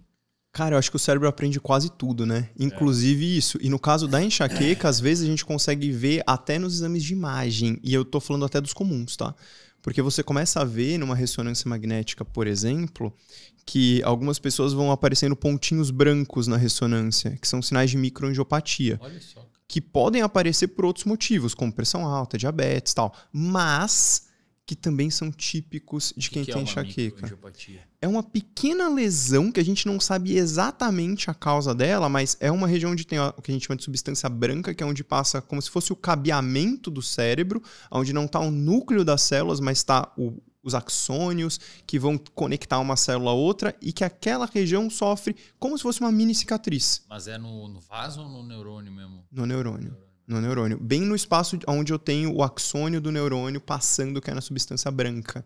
Então, ali eu acabo tendo uma lesão que parece... A gente imagina que seja uma região onde o vaso vai sofrer uma constrição, vai passar menos suprimento de oxigênio e vai formar uma microlesão. Entendi. A questão é, isso vale o mesmo racional tanto para bipolaridade, quanto para enxaqueca, quanto para depressão, quanto para ansiedade. O quanto disso é reversível e o quanto disso é irreversível. A gente não sabe. quanto mais você pergunta para alguém que estuda isso, mais a pessoa começa a ficar tentada a dizer que existe algum grau de sequela. Agora, a gente consegue bater o martelo e falar com certeza para tudo isso? A gente ainda não consegue. Eu sempre brinco que enxaqueca talvez seja a mais psiquiátrica das doenças neurológicas e bipolaridade é a mais neurológica das doenças psiquiátricas. Eu tenho uma opinião que no futuro tudo vai ser neurologia, cara. Olha, vai tudo migrar pra neurologia. A galera fica puta quando eu falo isso. Mas eu já tive essa conversa com o Renatinho e assim, o Renatinho falou pra mim uma vez, ele fica bravo quando eu chamo de Renatinho. O Dr. Renato falou que ele acha um absurdo psiquiatra não passar na neurologia. E eu particularmente concordo. Isso que você falou, eu acho que é o real. E eu não tô nem puxando a sardinha. Inclusive, cara, ó, não é eu que tô falando, tá, pessoal? A galera que vai ficar puta comigo aí. Tem paper da Nature mostrando a evolução de diversos transtornos que eram psiquiátricos e foram pra neurologia. Um exemplo, Alzheimer no passado era um transtorno psiquiátrico. Epilepsia era tratada por psiquiatra.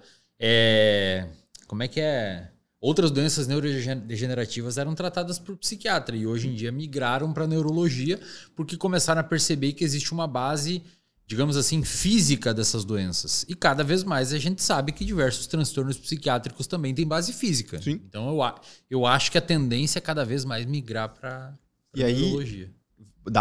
Topa abrir esse parênteses? Vai lá. Eu não tô falando que isso vai ser ano que vem, tá, pessoal? Não, eu acho que 100, eu vou fazer psiquiatria, anos. O Wesley falou que vai acabar a psiquiatria. Não, cara, pelo amor de Deus, eu tô falando que talvez daqui a 60 anos, 80 anos, o TDAH não seja mais tratado por um psiquiatra, mas sim por um neurologista. Psiquiatra, o TDAH, ele já é uma doença do neurodesenvolvimento. Então, assim... E, inclusive, eu estava até outro dia conversando, não sei se você sabe disso, uma das coisas que pode simular um TDAH... E tá até se você pegar os guidelines de doença celíaca, tá lá. A própria doença celíaca, quando você tem produção de anticorpos anti-IgG, você pode ter ação do sistema nervoso central. Eu tenho uma paciente que tem, sabe, Tourette? Ela tem Tourette induzido por celíaca, a gente dosado anticorpo, biópsia, tudo bonitinho. Cortamos o glúten.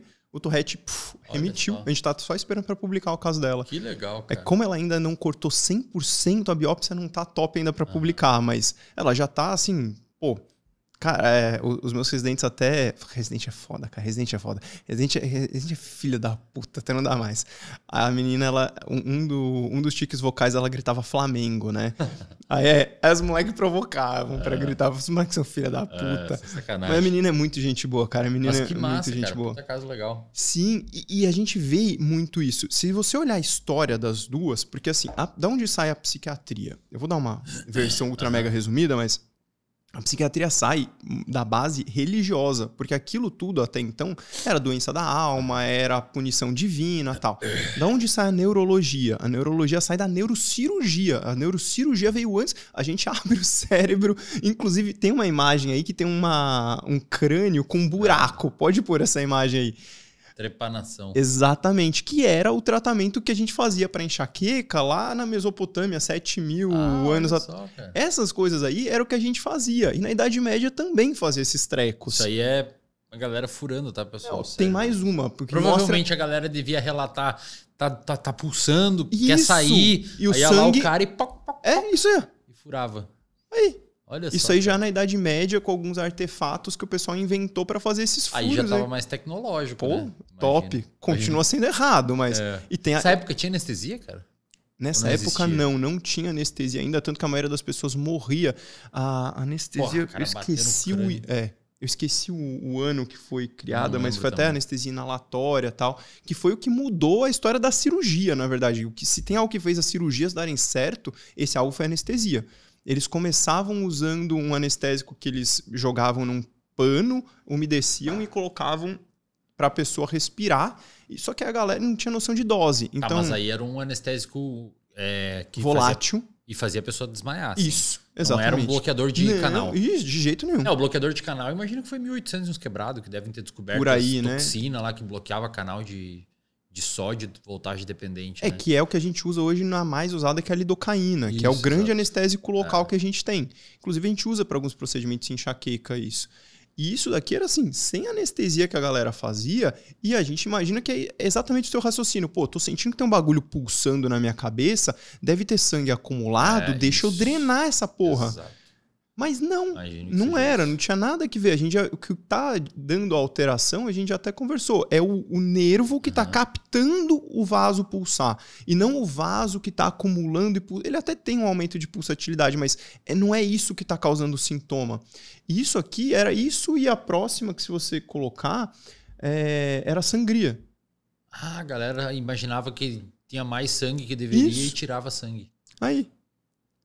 A galera fazia sangria. Era isso. Isso é a Idade Média. Isso é a Idade Média. Isso aí deve ser algo entre 400, 1500, por aí, né? Teve uns 1000 anos aí de Idade Média. Então, era outra imagem de sangria. Então, você mete o garrote e tira o sangue ali da parte venosa. E nessa época aí, a galera que não tinha um comprometimento cerebral macroanatômico, tipo um Alzheimer, tipo uma pessoa com esquizofrenia, era entendido como um problema do demônio, né? Isso. E aí a pessoa era amarrada nas correntes lá num lugar e ficava lá trancada. O que psiquiatria, né? Não, o que acabou gerando os manicômios depois.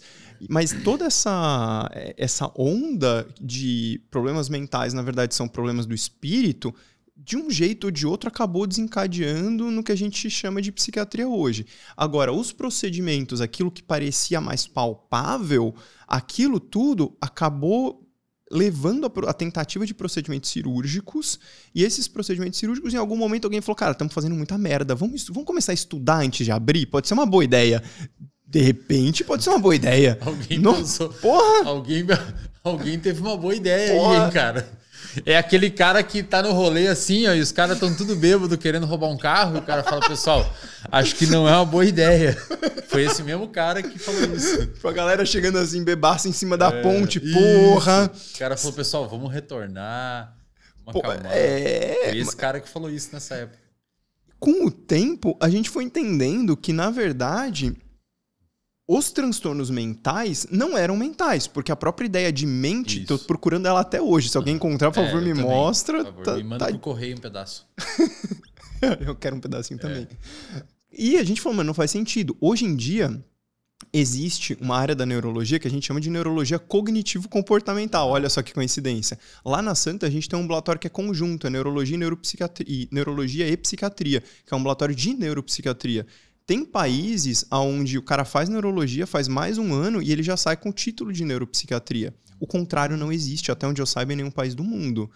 Porque a psiquiatria hoje, a parte científica, ela está dentro da neurologia cognitivo-comportamental, do que a gente chama, a grosso modo, de distúrbios do comportamento, que inclui as demências, Alzheimer, DFT, todas elas incluem as do neurodesenvolvimento, né? Então, Tourette, inclui TDAH, autismo, e também inclui os transtornos mentais mais clássicos, como esquizofrenia, bipolaridade, transtorno de ansiedade. O que ainda está, vamos dizer assim, meio nebuloso? Os transtornos de personalidade. Esses ainda estão um pouco mais nebulosos, porque a gente ainda não entende muito o que daquilo tem mecanismos psicodinâmicos exclusivos e o que tem mais base biológica.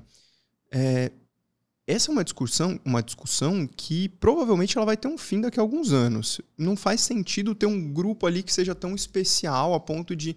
Eu não vejo isso. Eu acho que o que a gente chama hoje de transtornos de personalidade, em algum momento eles vão entrar no grupo que é o mesmo grupo do TDAH, que é o dos transtornos do neurodesenvolvimento.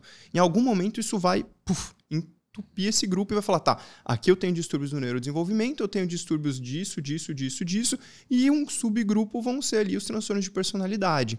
O que faz muito mais sentido no meu ponto de vista. Personalidade envolve desenvolvimento. Exato. No futuro eu acredito que seja isso. Mas eu acho que tem uma coisa que vai acontecer antes. Eu acho que antes disso a gente vai ter que começar a pegar principalmente depressão e olhar para a depressão de um jeito diferente. Hoje em dia, a gente olha para a depressão como se fossem duas depressões, né? Se você considerar a distimia 3, mas a gente tem a depressão bipolar, a depressão, o episódio de depressivo maior e a distimia, que sejam 3. Cara, você como psicólogo, você usa o mesmo protocolo de tratamento para um jovem de 20 anos que deprimiu pós-luto porque perdeu o pai e para uma mulher de 50 anos com dor crônica? Sim. Não é. Então, são bem diferentes. Exato. E isso, a psicologia saiu na frente. Já tá isso, os protocolos de tratamento da psicologia já enxergam isso. E a gente consegue enxergar isso de uma forma um pouco pior, eu acho, quando a gente olha a resposta à medicação. Tá, mas você está dizendo que vai existir uma mudança da nosologia de classificação ou da medicação e do tratamento? A medicação já está existindo, mas só que a gente está mudando a medicação sem mudar a classificação. Entendi. O que eu sempre achei estranho quando fui estudar psicofarmacologia, por exemplo, é fluoxetina, um antidepressivo, ser receitado para ansiedade. Em boa parte dos casos. Sim. Eu me pergunto, mas que diagnóstico é esse que funciona um outro medicamento, um antidepressivo para esse? Será que não deveria estar aqui junto? Saca? Sim. Ou esse medicamento não deveria ser classificado como... O que já está sendo hoje em dia, mesmo as medicações mais novas, elas já estão recebendo um título de neuromoduladores. O que faz muito mais sentido. O que eu quero neuromodular? E mesmo a questão da serotonina. A gente pega, por exemplo, a serotonina. O clássico, né? Falar o hormônio do bem-estar. Peraí, serotonina agindo em receptor 5-HT2. Causa psicose. Então, peraí, que bem-estar é esse causa psicose? Então, a gente tem que tomar esse cuidado, mas o meu ponto é, provavelmente, o que a gente chama de depressão hoje é uma síndrome clínica e não uma doença específica. Por exemplo, a depressão do fibromiálgico não é igual à depressão do enxaquecoso crônico. A gente tem, por exemplo... E aí, puxando a sardinha de volta para a enxaqueca, o grupo mais novo de medicações que a gente tem disponível no Brasil, tem um mais novo ainda fora, mas são anticorpos que a gente usa para tratar a enxaqueca. São injeções de anticorpos que vão bloquear uma proteína chamada CGRP, que é o peptídeo relacionado ao gene de calcitonina. Esse peptídeo, ele atua naquele sistema que eu te mostrei, que é o sistema trigeminovascular. Beleza. Olha que legal, trabalho que saiu esse ano.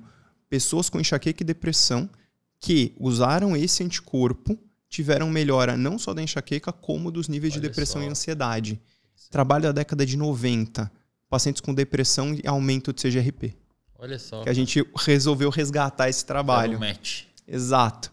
Então, o que a gente imagina? Que talvez uma das coisas que diferencie essa depressão que a enxaqueca também gera... 15 vezes aumento de risco de suicídio. Entre suicídio e ideação suicida, aumento de 15 vezes. É muita coisa. É muita coisa. Então, essa depressão não é igual a outra depressão do menino de 20 anos que entrou em luto e depois, por causa do luto, evoluiu num processo depressivo mais crônico.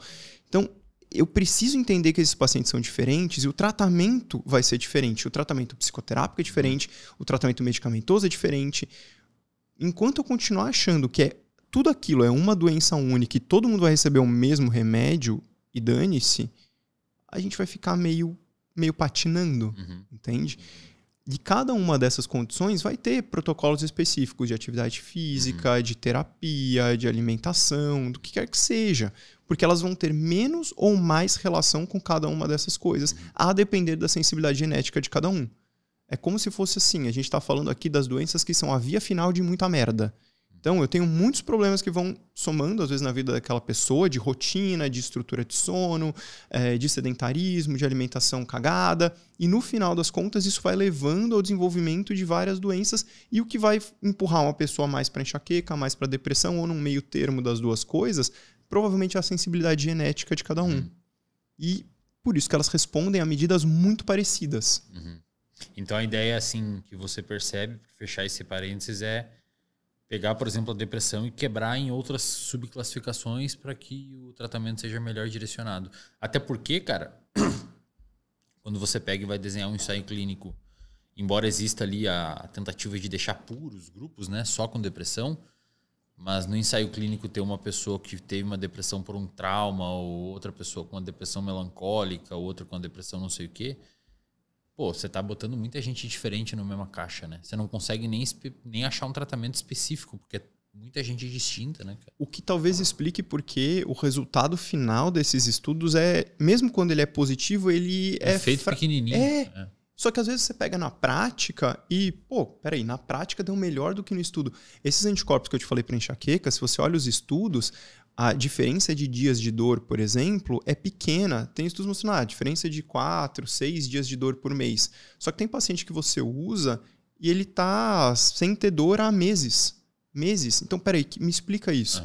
Porque lá no estudo, eles geralmente só consideram a dor clássica. Lembra que eu te falei que tem enxaqueca, enxaquequinha? E aí ele sente o corpo vai agir em tudo isso. Ele vai agir nessas outras formas. Aqui é a mesma coisa. Se eu tô pondo todo mundo na mesma panela, o resultado de o bom resultado de um vai ser perdido pelo resultado ruim de outro. Então a gente tem que começar a olhar para isso de forma mais individualizada, o que vai exigir estudos. Só que para um laboratório, eu não quero entrar no hall de, meu Deus, a indústria farmacêutica do mal, não, mas assim, para um laboratório é mais interessante ter um remédio que serve para todo mundo do que um remédio que só serve para uma pessoa só. Claro.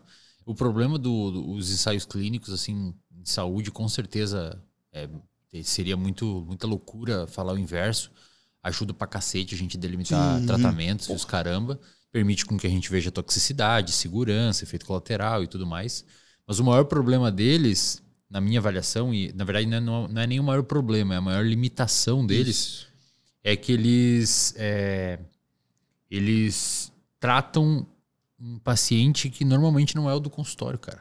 Verdade. Você olha os critérios de exclusão do ensaio clínico com depressão, você fala, eu nunca vou atender esse cara que tá aqui no estudo. O cara não pode fumar, não pode beber, não toma antidepressivo, não tem ansiedade, não tem TDAH, não pode ter... Mas não é verdade? Não pode ter tido ideação suicida nos últimos não sei quantos tempos, não pode ter não sei o que. Eu falo, aonde que tá esse paciente, cara? Eu tô caçando ele até hoje. Alguém aqui, alcoólatra, cheira cocaína, é agressivo, fuma, toma medicamento que nem podia, tem TDAH. É por isso que, por melhor que você seja para avaliar um estudo, às vezes o cara sabe todos os estudos de cor, mas ele não é tão bom na prática.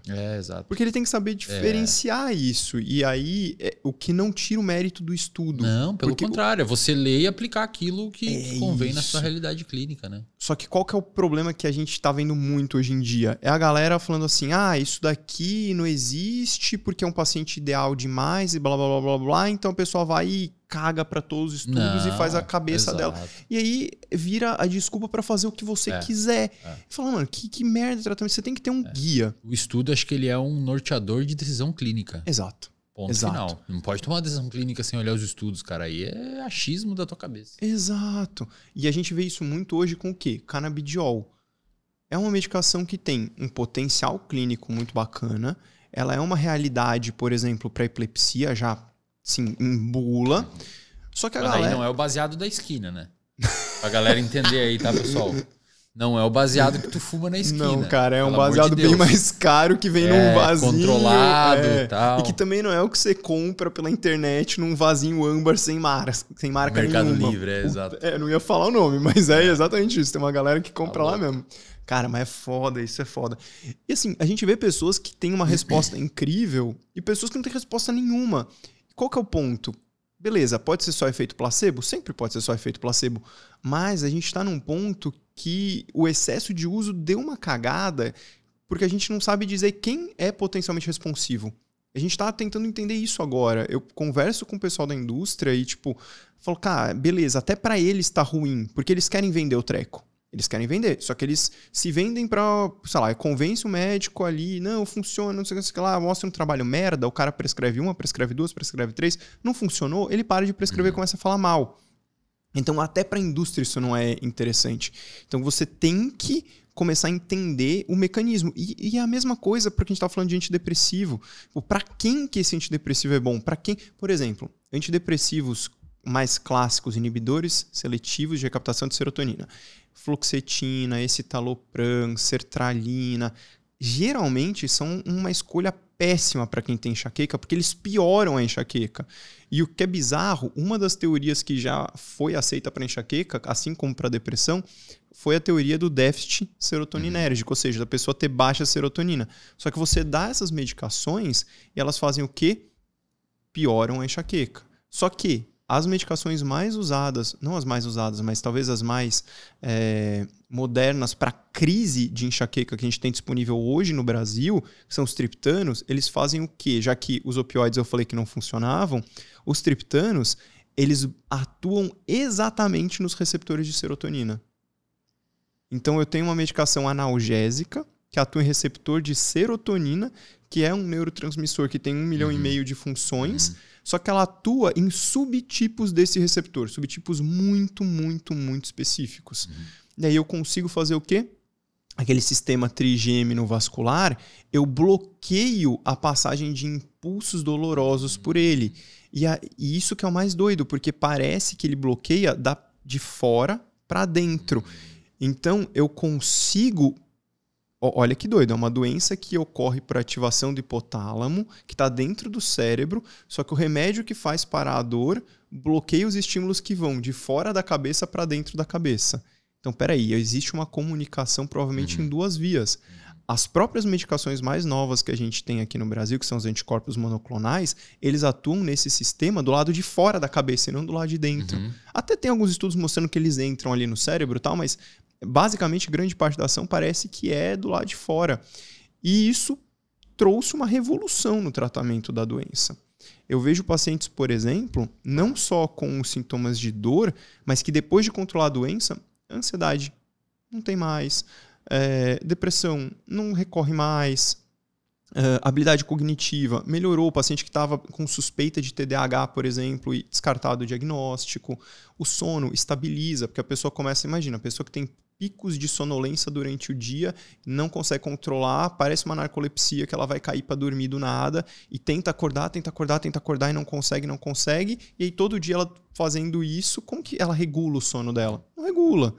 Então, eu começo a ter uma disfunção cerebral que vai gerando impactos na rotina e a rotina desregulada que vai levar a mais desregulação cerebral. Feedback positivo, né? Total. E os tratamentos, doutor? Você comentou desse daí. Como é que está o estado da arte hoje para quem tem enxaqueca? O que ele tem de disponível de ferramenta, tanto farmacológica quanto de manejo, estilo de vida e tal? A gente separa em 3 coisas. Estilo de vida, beleza? A gente separa em tratamento de crise e a gente separa em tratamento preventivo, tá bom? Na prática, o estilo de vida está muito ligado ao tratamento preventivo. Só que a gente tem que separar muito bem essas 2 coisas, principalmente o tratamento de crise e o tratamento preventivo. Por quê? Porque o tratamento de crise, em excesso, uma das coisas que ele faz é cronificar a doença. Então, como que hoje a gente entende que essa doença funciona? A primeira coisa que eu tenho que entender para montar um plano de tratamento é que essa doença vai cronificar. E eu preciso entender o porquê que ela está cronificando.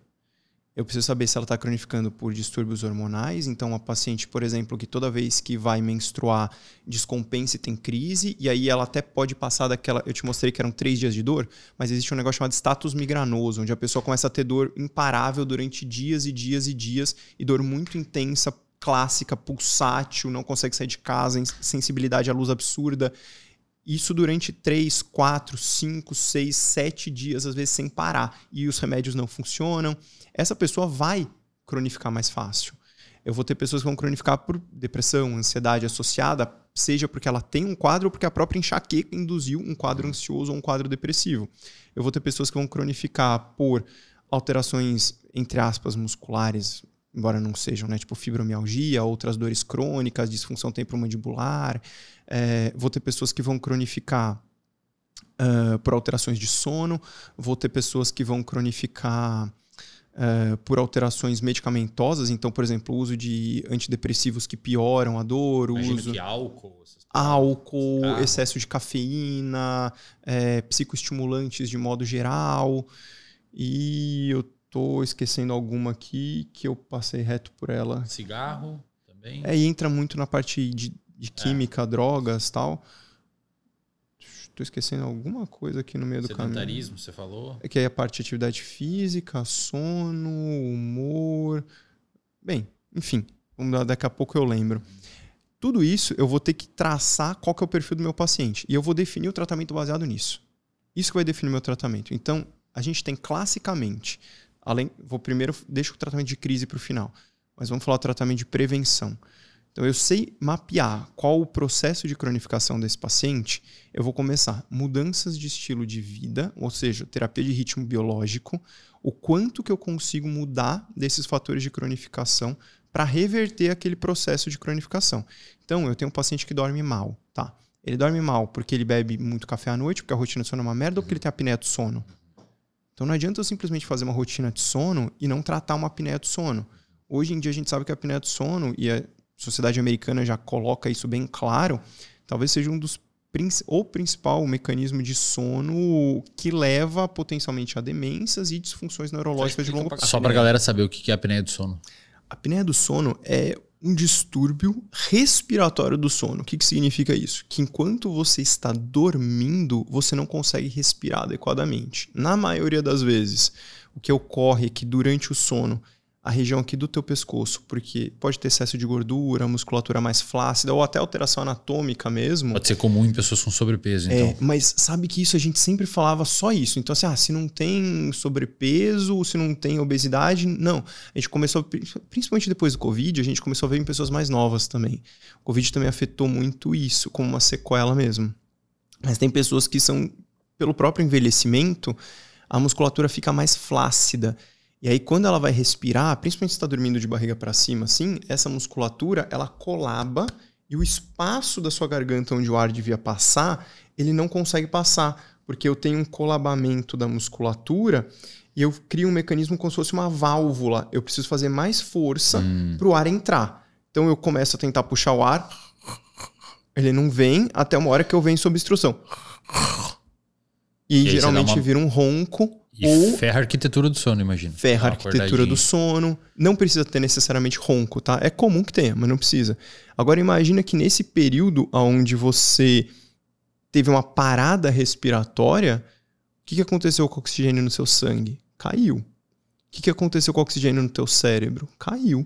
Então você vai olhar a arquitetura do sono da pessoa e ela é cheia de microdespertares. Entendi. Então ela geralmente, quando que a musculatura está mais relaxada? Ou no REM, ou no N3, que seria o sono profundo, o sono de ondas lentas. Nessas fases que a musculatura relaxa, é quando ela colaba mais. E a pessoa entra numa fase dessas do sono, ela entra e já sai. Que seria a fase que ela deveria ficar mais tempo, né? Justamente. Exato. A gente deveria ter ali mais ou menos metade quase do nosso sono dividido entre N3 e REM. Tá somando os dois, um pouquinho menos às vezes, mas beleza. O grande ponto aqui é que essa pessoa vai entrar nessas fases e não vai sustentar. E se ela não sustenta, ela sobe para uma fase mais superficial, onde a musculatura já tem mais tônus, então ela já está mais fortinha assim e consegue segurar, só que ela não morre por asfixia. Porque o grande ponto é esse.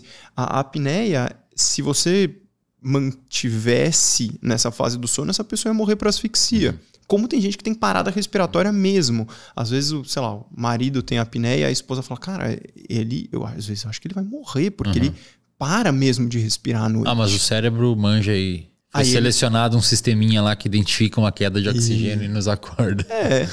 E aí, a longo prazo, te mantém vivo. Mas é aquilo que você falou, às vezes a pessoa tem isso há tanto tempo que ela acostumou a dormir assim. Então ela acha que esse é o basal dela, acha que esse é o normal. Se você perguntar, você dorme bem? Se a pergunta for essa, a resposta é durmo.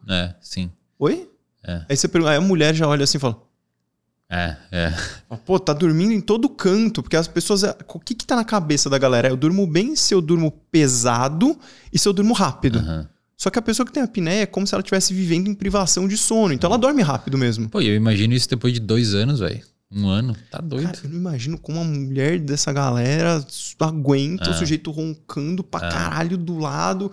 E homem é foda, tá ligado? Homem é foda porque a galera não vai atrás, velho. Não vai atrás. Isso em todas as pesquisas do mundo mostram que homem é um problema pra saúde. Mas daí o paciente, você tava falando de fatores de cronicidade pra enxaqueca. Se você encontra um negócio desses... A apneia é uma pipinão. Muito. E é muito comum e talvez seja um dos mais esquecidos. Por exemplo, muita mulher na menopausa começa a desenvolver. E aí a galera já pensa que se foi na menopausa é hormonal. Mas não. Às vezes é também por causa do enfraquecimento da musculatura, o que também tem o seu componente hormonal ali, óbvio. Mas a pessoa já fala, então vou mexer nos meus hormônios. E não funciona. Por quê? Porque o que está levando às crises, por exemplo, é uma apneia. Se você detecta esses mecanismos e eles são fáceis de serem corrigidos, por exemplo, você nem precisa necessariamente entrar com uma medicação contínua. Agora, qual que é o lance do remédio contínuo? Ele vai te dar um respiro. Então, eu preciso... Você está dizendo agora o remédio contínuo para enxaqueca. Isso, um preventivo. Um remédio mas tem condições que a pessoa toma sempre? Tem. Qual que é o mecanismo desses remédios? Então, como eu te falei, a gente separa entre crise e preventivo. Os preventivos são esses de uso diário. Todos eles. A ideia é que, sim, lembra que eu falei que a enxaqueca tem que ser entendida como meio que uma doença probabilística? Eu vou ter períodos onde eu vou ter mais sensível e com maior risco de dor, e períodos onde eu vou estar menos sensível e com menos risco de dor. O que o remédio faz? Ele muda a sua sensibilidade, ou seja, ele dificulta a geração das crises no teu cérebro. Então ele começa a espaçar as suas crises, porque a quantidade de estímulos que você precisa para gerar uma crise começa a ser muito alta. É como se ele te desse uma proteção mesmo. Só que qual que é o grande ponto? Se você olhar os estudos de eficácia, eles entram naquela questão de efeito baixo. Só para você ter ideia, se você fechar os olhos e der o remédio aleatório, a eficácia da maioria dos remédios clássicos é de 60%. Uma moeda é 50%. Entendeu? Como que a gente consegue aumentar essa eficácia? Entendendo esses mecanismos de cronificação e escolhendo o remédio que também atua em algum deles. Então, se eu tenho, por exemplo, um paciente com apneia do sono, eu precisaria ter alguma medicação que de alguma forma ajude nessa apneia. Uma das coisas que pode ajudar na apneia é perda de peso. Então, se eu tenho uma medicação, por exemplo, que ajuda na perda de peso, pode ser interessante. Entendi. E eu tenho essa medicação que faz as duas coisas? Tenho. Por exemplo, o topiramato faz isso. Agora, o topiramato ele tem um apelidinho, né? É o famoso topeiramato, porque a capacidade cognitiva da pessoa vai para o espaço. Só que ele também tem risco de induzir depressão, risco de induzir transtornos ansiosos. E aí você vai dar isso para uma pessoa que, por exemplo, está em depressão? Não dá. A chance de você causar um outro problema é muito grande. Então você tem que entender esses mecanismos para escolher. E aí a gente tem classicamente, né? Só para a gente separar em grupos. Os anticonvulsivantes, e aí os dois clássicos, que é o topiramato e um estabilizador de humor também, que é o de valproato, que é o mesmo que usa para bipolaridade. Quando que eu penso, por exemplo, no valproato? Eu tenho um paciente que tem bipolaridade e tem enxaqueca. Se eu descompenso a enxaqueca, o humor dele cicla. E se o humor dele cicla, ele também descompensa a enxaqueca. Então vira um feedback positivo da desgraça. Então, se eu tenho uma medicação que trata as duas coisas juntas... Maravilha. Beleza. Mas ele tem problemas? Tem. Então, eu vou ter que entender se isso afeta outros mecanismos de cronificação desse paciente. Um dos problemas, por exemplo, é foda falar ganho de peso com remédio que a galera acha que muda o metabolismo. Ele muda a sua fome. Só que a gente entende que, assim, aumento de fome não é tão... É fácil falar que dá pra segurar. É difícil. Exato. Você segura 3 dias, depois... Exato, é isso. Então, a gente sabe que não é o metabolismo, o que é bom, que significa que a gente consegue, às vezes, controlar com o aumento da carga de atividade física, uma dieta um pouco mais regulada, principalmente numa pessoa que já tinha uma dieta muito ruim, às vezes você consegue estabilizar e a pessoa não perde peso. Mas é muito mais fácil falar do que fazer. Você tem, por exemplo, antihipertensivos. E aí um dos primeiros que foi descoberto e que na época foi, inclusive, o que engatilhou a teoria vascular da enxaqueca, que é basicamente talvez a primeira teoria ali que surgiu. O cara que desenvolveu, inclusive, o Willis, ele é o cara que descreveu a circulação cerebral. É o mesmo cara que descreveu as duas coisas. Não o propranolol, que é esse remédio, mas que descreveu a teoria vascular da enxaqueca. E aí, quando surgem os estudos com propranolol, que é um remédio que foi inventado para baixar a pressão e que hoje é usado para outras coisas ali, principalmente arritmias, tá? Algumas doenças da tireoide também usa, até para alguns casos refratórios de pânico se usa propranolol em alguns casos. Então, viram que a quantidade de crises em um mês diminuía. Falou, então essas pessoas que também tinham problema cardíaco e usavam propranolol tinham menos crise de enxaqueca. Então ele passou a ser usado para prevenção. Tem alguns outros que hoje em dia a gente usa também, mas ele é o clássico. E aí a gente falou de remédios antihipertensivos, falou de anticonvulsivantes, que um deles também é um estabilizador de humor, e a gente tem os antidepressivos. E aqui é um problemaço, porque enxaqueca tem uma relação muito grande com depressão e ansiedade. A gente está falando de uma doença que 70% das pessoas com enxaqueca vão desenvolver algum transtorno ansioso ao longo da vida e 50% algum transtorno depressivo. A vontade de dar um antidepressivo é alta. Só que a maioria dos antidepressivos pioram a enxaqueca. E se a pessoa tem ansiedade, enxaqueca e depressão? Aí você vai ter que escolher um dos que melhora. Mas o problema a maioria dos médicos que acabam por ser uma doença comum, você acha que é só neurologista que põe a mão? Não.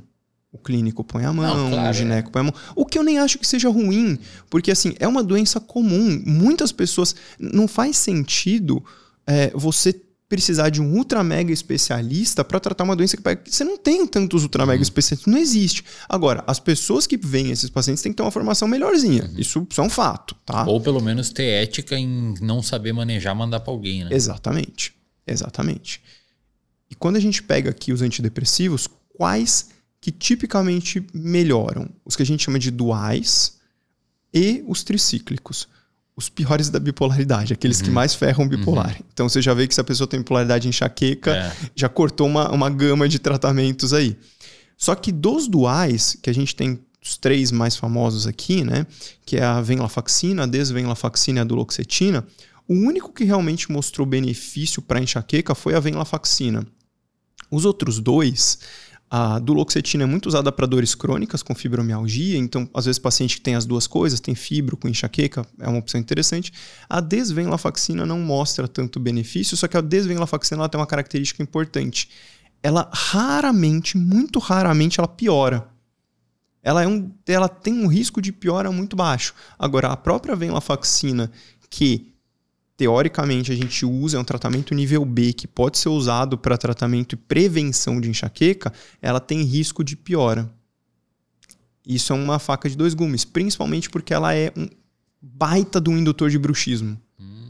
E o bruxismo também é um dos mecanismos de piora do sono, estraga a arquitetura do sono, a pessoa acorda com dor aqui e aqui, toda dor crônica em região de pescoço e cabeça pode cronificar enxaqueca. Então, meio... Você começa a jogar uma sinuca ali, que você tem... Aqui, mexe num pauzinho aqui, piora. Mexe no outro aqui, melhora. Então você vai... Às vezes você tem que usar uma medicação para... O ideal é você tentar tratar 2, 3, 10 problemas com remédio só, porque você tem muito menos efeito colateral. Mas às vezes você não consegue. Até a adesão do paciente, né? Muito e assim, mais. eu imagino que é virtualmente impossível fazer um tratamento assertivo. Isso em todos os transtornos, mas pelo que você está falando da enxaqueca, que é uma sinuca de bico, assim, sem você ter uma boa história clínica do paciente, né? Eu acho impossível, tá? Porque, cara, como é que você vai... Aquela pessoa que tem enxaqueca que foi naquele médico que fez 15 minutos de consulta e passou um medicamento, levanta uma bandeira vermelha aí que a chance de dar um problemão é enorme. Não, cara, minha primeira Se o cara não sabe que você tem 2 horas com o paciente e te falar, para ser honesto, que às vezes não dá tempo de fazer tudo, não. Tá? Porque você mapear tudo isso... Uma coisa é falar, outra coisa é você realmente mapear. Porque quando você encontra um problema, beleza. A hora que você pega uma pessoa que tem 2, 3, 4 problemas, você tem que mapear. Putz, aí começa a dar caca. Exato. Não, e às vezes você abre aí você olha dentro do problema assim. Tem 10 janelas lá embaixo pra você abrir também. Aí você abre uma daquelas, tem mais 5. Entrevista clínica é isso, pessoal. Se você não é clínico, isso é entrevista clínica. Você vai cavando. E aí vai da sua motivação e ética e etc. Né? Pra você cavar até o fundo mesmo.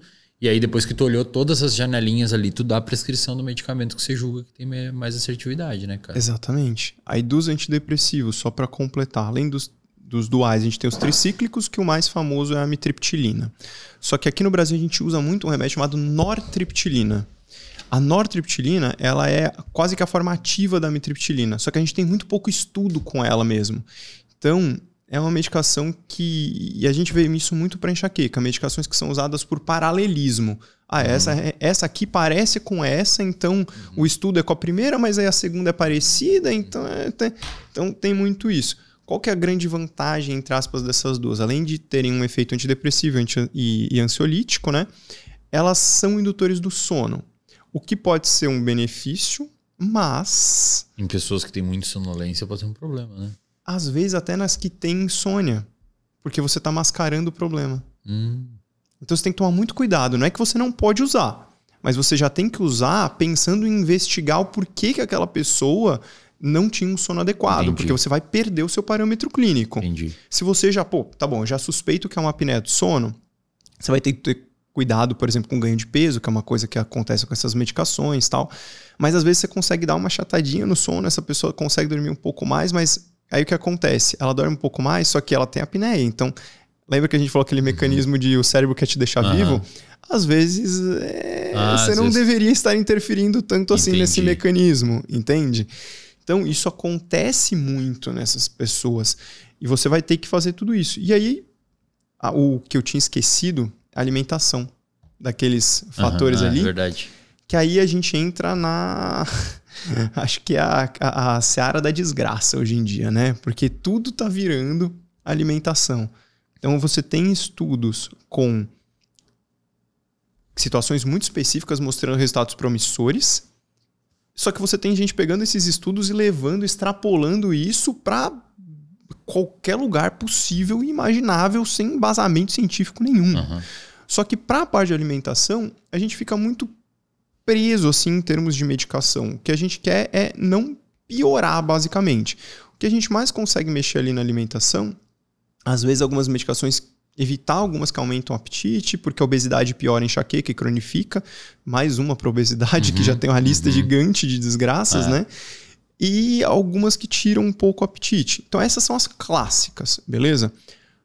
Depois de alguns anos, surgiram 2 grupos, vamos dizer assim, de tratamentos mais novos medicamentosos. O primeiro deles é o Botox. E aqui dá para falar Botox mesmo, porque o único aprovado em bula é o próprio Botox. Então não são todas as toxinas botulínicas tipo A que podem ser usadas para tratamento de enxaqueca, é só a marca Botox mesmo. O que faria com ela? Cara, sabe que a primeira vez que eu estudei isso, eu aprendi tudo errado. Porque olha qual que era a minha lógica. Eu te falei que enxaqueca causa aquelas dores aqui, tem muita associação com bruxismo, com disfunção temporomandibular, a musculatura fica toda rígida. Às vezes quando você vai fazer a injeção de toxina, você pega uma agulhinha de insulina, que é uma agulhinha miserável de pequena, você vai fazer a primeira aplicação aqui na testa e você sente a agulha entrando e fazendo treque de tão tenso que tá o músculo. É tipo essa musculatura aqui, velho, que é uma musculatura...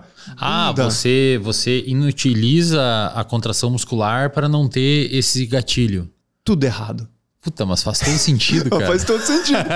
Mas era o que eu achava, era o que todo mundo acha quando a gente começa a estudar. É o que os meus residentes acham, porque você fala, pô, tem isso aqui, eu vou desativar o músculo. Faz sentido, pô, faz sentido. Qual que é o problema? A toxina, ela não age no músculo, ela age no nervo. Primeiro ponto é esse. Se você injeta dentro do músculo, o que você tem dentro do músculo é fibra tipo A, que é a fibra que faz a contração. Agora, o que você tem em volta do músculo são as fibras tipo C, que passam o quê? Sensibilidade. Sensibilidade, por exemplo, você vai afetar fibras dolorosas, fibras que conduzem sensibilidade dolorosa. Qual que é a ideia? Não é injetar dentro do músculo. A paralisia é um efeito colateral. O que a gente quer no tratamento da enxaqueca é atingir essas fibras que estão em volta, que vão diminuir a passagem de estímulos. E aí é o grande erro. Às vezes você vê, por exemplo... É uma coisa meio besta, mas às vezes acontece. O paciente chega no neurologista e fala, cara, eu já tentei e não funcionou. Mas com quem você tentou? Eu tentei, eu fui no dermato, por exemplo. Só que o que o dermato quer, e ele olha o protocolo, e ele até faz, porque não é tão difícil assim acertar os pontos do protocolo. Você tem que tomar alguns cuidados ali, só que ele quer injetar o quê? No músculo, porque ele quer paralisar o músculo. Eu não quero paralisar o músculo. O músculo, para mim, é colateral. O que eu quero é desativar as fibras em volta, que são as fibras que vão levar os impulsos que estão relacionados à dor, à sensibilidade. E aí eu preciso injetar mais superficial isso. E a gente faz aqui na testa, a gente faz aqui no temporal, a gente faz aqui atrás no occipital, a gente faz aqui nos ombros. Por quê? Lembra aquela história das dores do pescoço que a gente falou? E eu te falei que tem um sistema que talvez seja o mais importante, que é o tal do trigêmino vascular. Beleza. Onde que isso aqui chega? Lá no nosso cérebro, no tronco cerebral, que é essa parte aqui de trás, eu tenho um conjunto de nervos, de núcleos, que vão formar o tal do nervo trigêmeo. É um em cima do outro. Pá. Beleza. Chega num determinado ponto, esses núcleos, eles não formam mais o tal do nervo trigêmeo. Só que dali para baixo continua tendo núcleo empilhadinho um em cima do outro. E eles vão formar um outro grupamento de nervos, que são os nervos occipitais. Então são nervos que vão sair aqui para baixo e para o pescoço. Ou seja, anatomicamente lá dentro é tudo a mesma merda. Você só está separando que a parte de baixo saiu um conjunto de nervos que veio aqui para o ombro e para o pescoço, e a parte de cima saiu o trigêmeo que veio para o rosto, para o cérebro, para as meninges, para os vasos e tal. Em outras palavras, muitas vezes quando o cara está começando a ativar aqui o pescoço, ele já está começando a ativar esses núcleos de baixo para cima. Por isso que a gente bloqueia com o Botox. Você bloqueia meio que a entrada, assim. Exato. É como se eu pudesse ativar a crise de dor vindo de baixo para cima ou de cima para baixo. Entendeu? Entendi. Se eu venho de cima para baixo, eu começo no trigêmeo. Se eu venho de baixo para cima, eu começo no occipital. Porque anatomicamente é um treco só. Ele sobe ou ele desce. É um impulso, ele propaga ali dentro. E hoje a toxina botulínica é bem recomendada nesses casos. Para enxaqueca crônica. Ela não funciona tão bem para enxaqueca episódica. Ou seja, a gente usa ela para quem tem 15 dias ou mais de dor por mês. Caraca, 15 dias ou mais por mês é coisa pra caramba. A cada 2 dias a pessoa tem uma crise. Às vezes, a pessoa tem 2, 3 dias seguidos, aí passa um tempinho sem, aí depois 2, 3 dias seguidos, geralmente... qualidade de vida... Zero. Tem como trabalhar, não tem como... Quando eu cronifiquei, que eu tinha dor diária, eu cheguei a ter dor diária 2 vezes na vida, né? Uma vez no final da faculdade, e assim, eu não me orgulho disso. Sempre é bom dizer que você não se orgulha das merdas que você faz, né? Mas eu... dava plantão, tal, ali no 6º ano, e no pronto-socorro, pegava a ampola de pirona, a ampola de fazer na veia, quebrava a ampola e tomava. Caraca, velho. E era assim, uma atrás da outra. Ah, mas você é médico. Tá, isso não me impede de ser estúpido. Uma coisa, outra coisa. E mais jovem também, né, meu? Exato. A loucuragem ali. Mas é isso que eu tava te falando, pô, é uma doença comum. O cara no 6º ano da faculdade deveria saber o bastante pra não fazer essa merda. Exato. Mas não sabia. Exato. Entende? E a segunda vez que eu cronifiquei foi já na residência de neurologia. Porque aí era muito plantão direto, não conseguia. Até o TDAH descompensou pra caralho, porque, cara, sono pra TDAH é um negócio absolutamente necessário. E não tinha rotina de porra nenhuma. Aí uma coisa descompensou a outra e foi dando merda. Só que aí essa segunda foi mais fácil de descronificar, porque eu já tinha uma ideia do que eu tava fazendo. Então eu consegui sair dessa ali. Agora, ter dor todo dia, você não tem qualidade de vida. Você não tem. Seu cognitivo não funciona, seu equilíbrio emocional não funciona. Nada funciona. Nada. E deixa eu te perguntar, se você hoje quisesse, digamos assim, cronificar a tua enxaqueca, por exemplo. Vamos montar um cenário hipotético aqui, tá? Se você começar do nada a comer fast food, dormir de madrugada e pouco durante o dia, sei lá, desidratar não, porque daí é sacanagem, né? Mas também. Enfim, bagunçar a tua vida, assim. Fazer o inverso. Mesma merda. Quanto tempo tu acha que na tua experiência vai começar a dar cagada, assim? Porque hoje tu falou que tem pequenas crises a cada 2 meses, mais ou menos, né? Exato. Quanto tempo tu acha que dá um problemão? Tipo, estamos em janeiro agora, né? Esse episódio vai ser em meio de janeiro. Até julho, assim, ferrou. Eu acho que sim. Acho que uns 6 meses. Porque mas aí ferrou nesse estilo. Nesse estilo. Dá pra cronificar tranquilamente uns 6 meses. Olha a importância. De novo, né, Gabi? Vem o cara da inteligência artificial aqui, vem o cara da musculação, vem o cara do metabolismo, vem o cara da saúde mental, vem o cara da enxaqueca, vem o cara da genética, explicar o que é genética, e todos caem no final do episódio no estilo de vida, velho. Mas é. É impressionante, cara. Todo mundo cai no estilo de vida. E a gente cai aqui num segundo problema no caso da enxaqueca, porque quanto mais cronificado você tá... Porque, ó, você tá com dor. O que você vai fazer? Usar analgésico. Beleza? Você tá com dor, você quer tirar a dor. É a relação mais óbvia que tem. Tá. O excesso de analgésicos cronifica a doença. Olha aí, cara. E aí, por isso que pode cronificar muito rápido. Porque aí você começa a entrar em abuso de analgésicos. E assim, dependendo do analgésico, você suporta 10 dias por mês e mais do que isso já começa a cronificar. Analgésico você suporta 15, mas mesmo esses valores clássicos de 10 a 15 são meio questionáveis. Tem muita gente que defende que menos do que isso já começa a dar merda. Porque é meio... Se parar pra pensar, não faz sentido assim, então há 14 dias pode, 15 não. Não, claro. Porra, não tem sentido. Não há lógica nisso. Exatamente. Então isso começa a dar merda. E nesse caso, eu quando cronifiquei muito por abuso de analgésicos também. Então você começa... E geralmente assim que as pessoas... Abuso de analgésicos é 50% das cronificações. É metade. Ou seja, é relevante pra caralho. Tipo, a pessoa tá tentando melhorar e tá piorando. Quase. Exato. E aí entra naquilo que a gente tava falando. Eu te falei do tratamento preventivo. Eu tenho as medicações clássicas. Eu tenho as medicações mais novas. Eu tenho o Botox que eu te falei. E eu tenho o grupo mais novo que a gente tem disponível, que são os anticorpos monoclonais, que são essas injeções que geralmente a cada 1 mês ou uma sequência a cada 3 meses, onde a pessoa mesma se aplica subcutâneo e tal, e ela vai bloquear aquela partícula que está circulando chamada CGRP. Tá bom. Agora a gente tem os tratamentos de crise, tá? O tratamento de crise, e aí tem muita asneira sendo falada, mas basicamente a ideia é o seguinte: se a pessoa não trata a crise, ela também cronifica. Só que se ela trata demais, ela também cronifica. Então, existe um equilíbrio aí. Se a gente fizer uma conta idiota aqui, vou falar só da dor, tá? Só da dor. Pode durar ali uns 3 dias de dor direto? Beleza. Se você tem 30 dias no mês e a pessoa tem 30 dias de dor, quantas crises, levando só em consideração a dor, ela teve?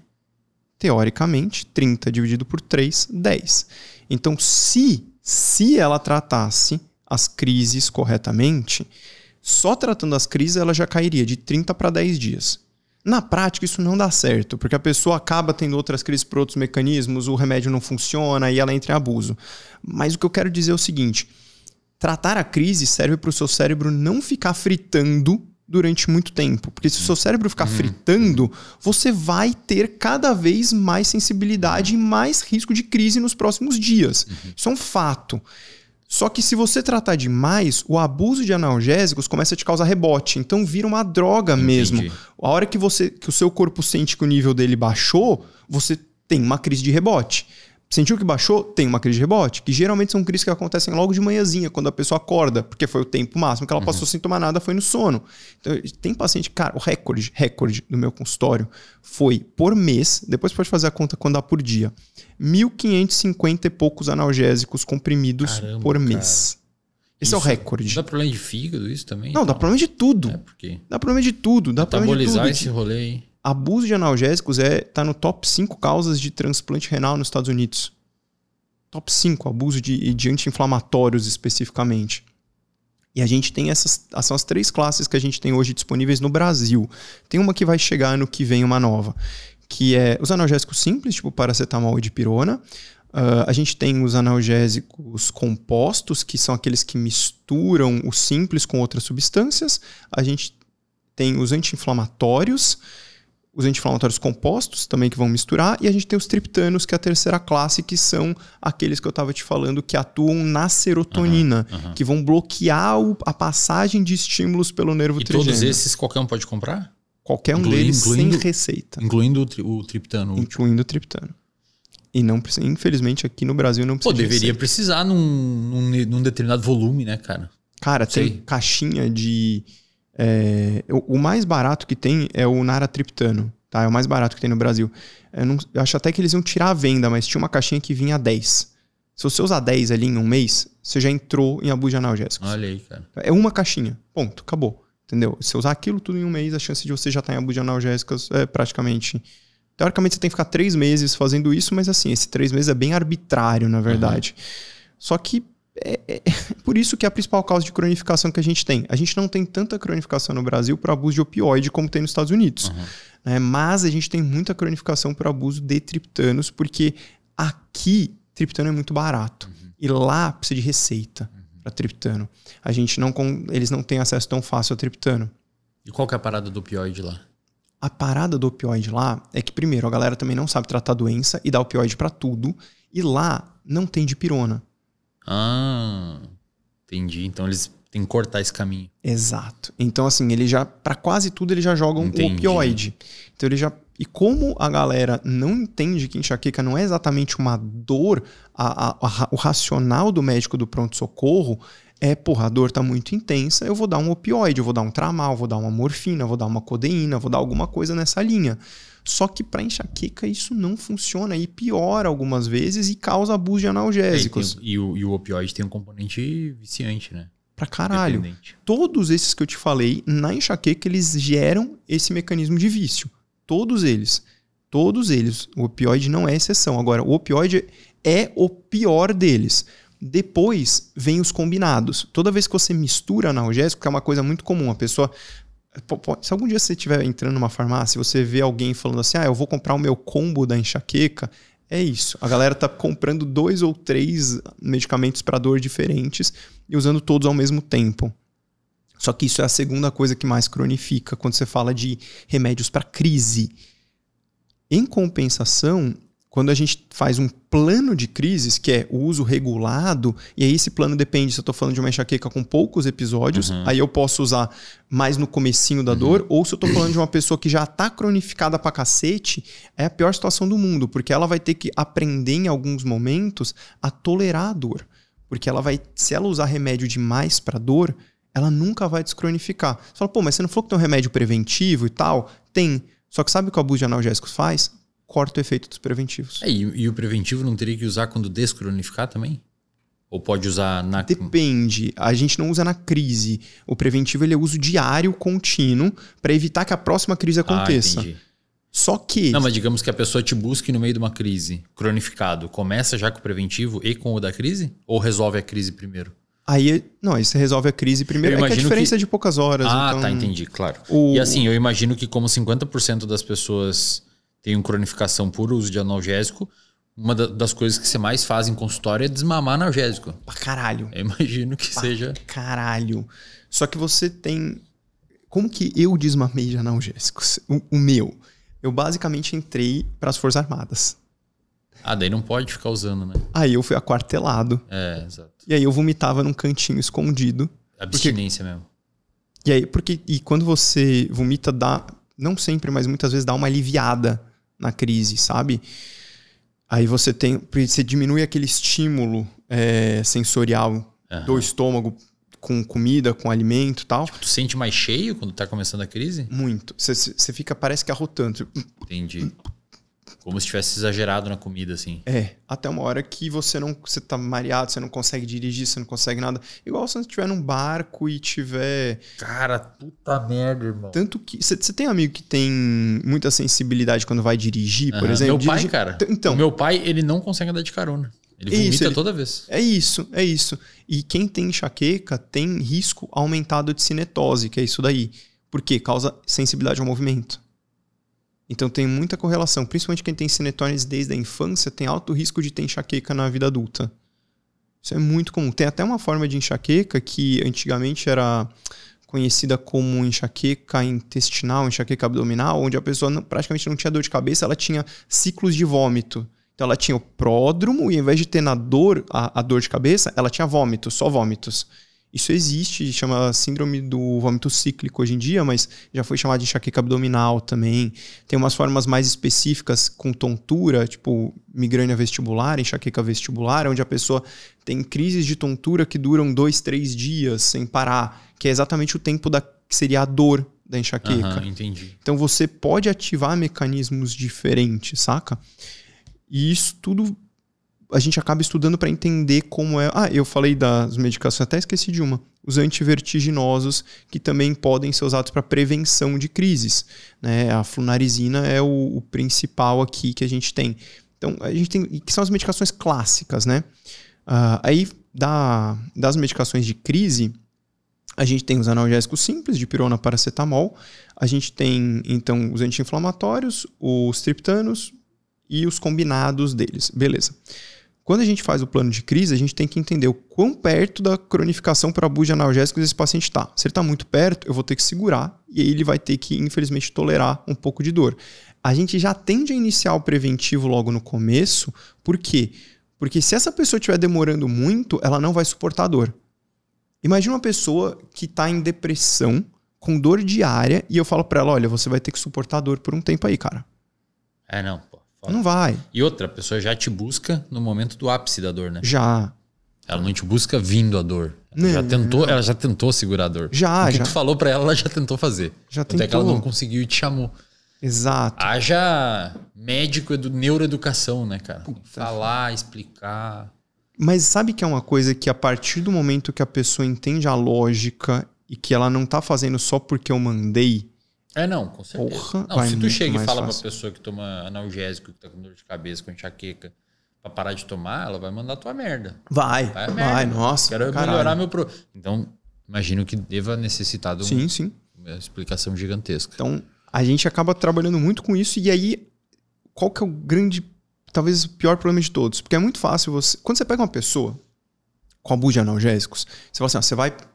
Eu não gosto muito de fazer desse jeito, mas vamos dizer o seguinte, ó, a partir de hoje você não toma mais nenhum analgésico até você desintoxicar, por exemplo. Tá bom. como costuma ser o processo? Então a pessoa passa a primeira semana, é uma merda. Tipo assim, é dor todo dia, ela não consegue fazer nada, vomitando, sensibilidade pra tudo, entra praticamente em depressão ali, tá na merda. Como que é a segunda semana? A mesma merda. Como que é a terceira semana? Começa a melhorar um pouquinho. A intensidade melhora. Agora, a dor continua diária. Só que ela começa a ficar um pouco mais tolerável, ela não tá tão debilitada. Depois de um mês, ela começa a ter os primeiros dias ali sem dor.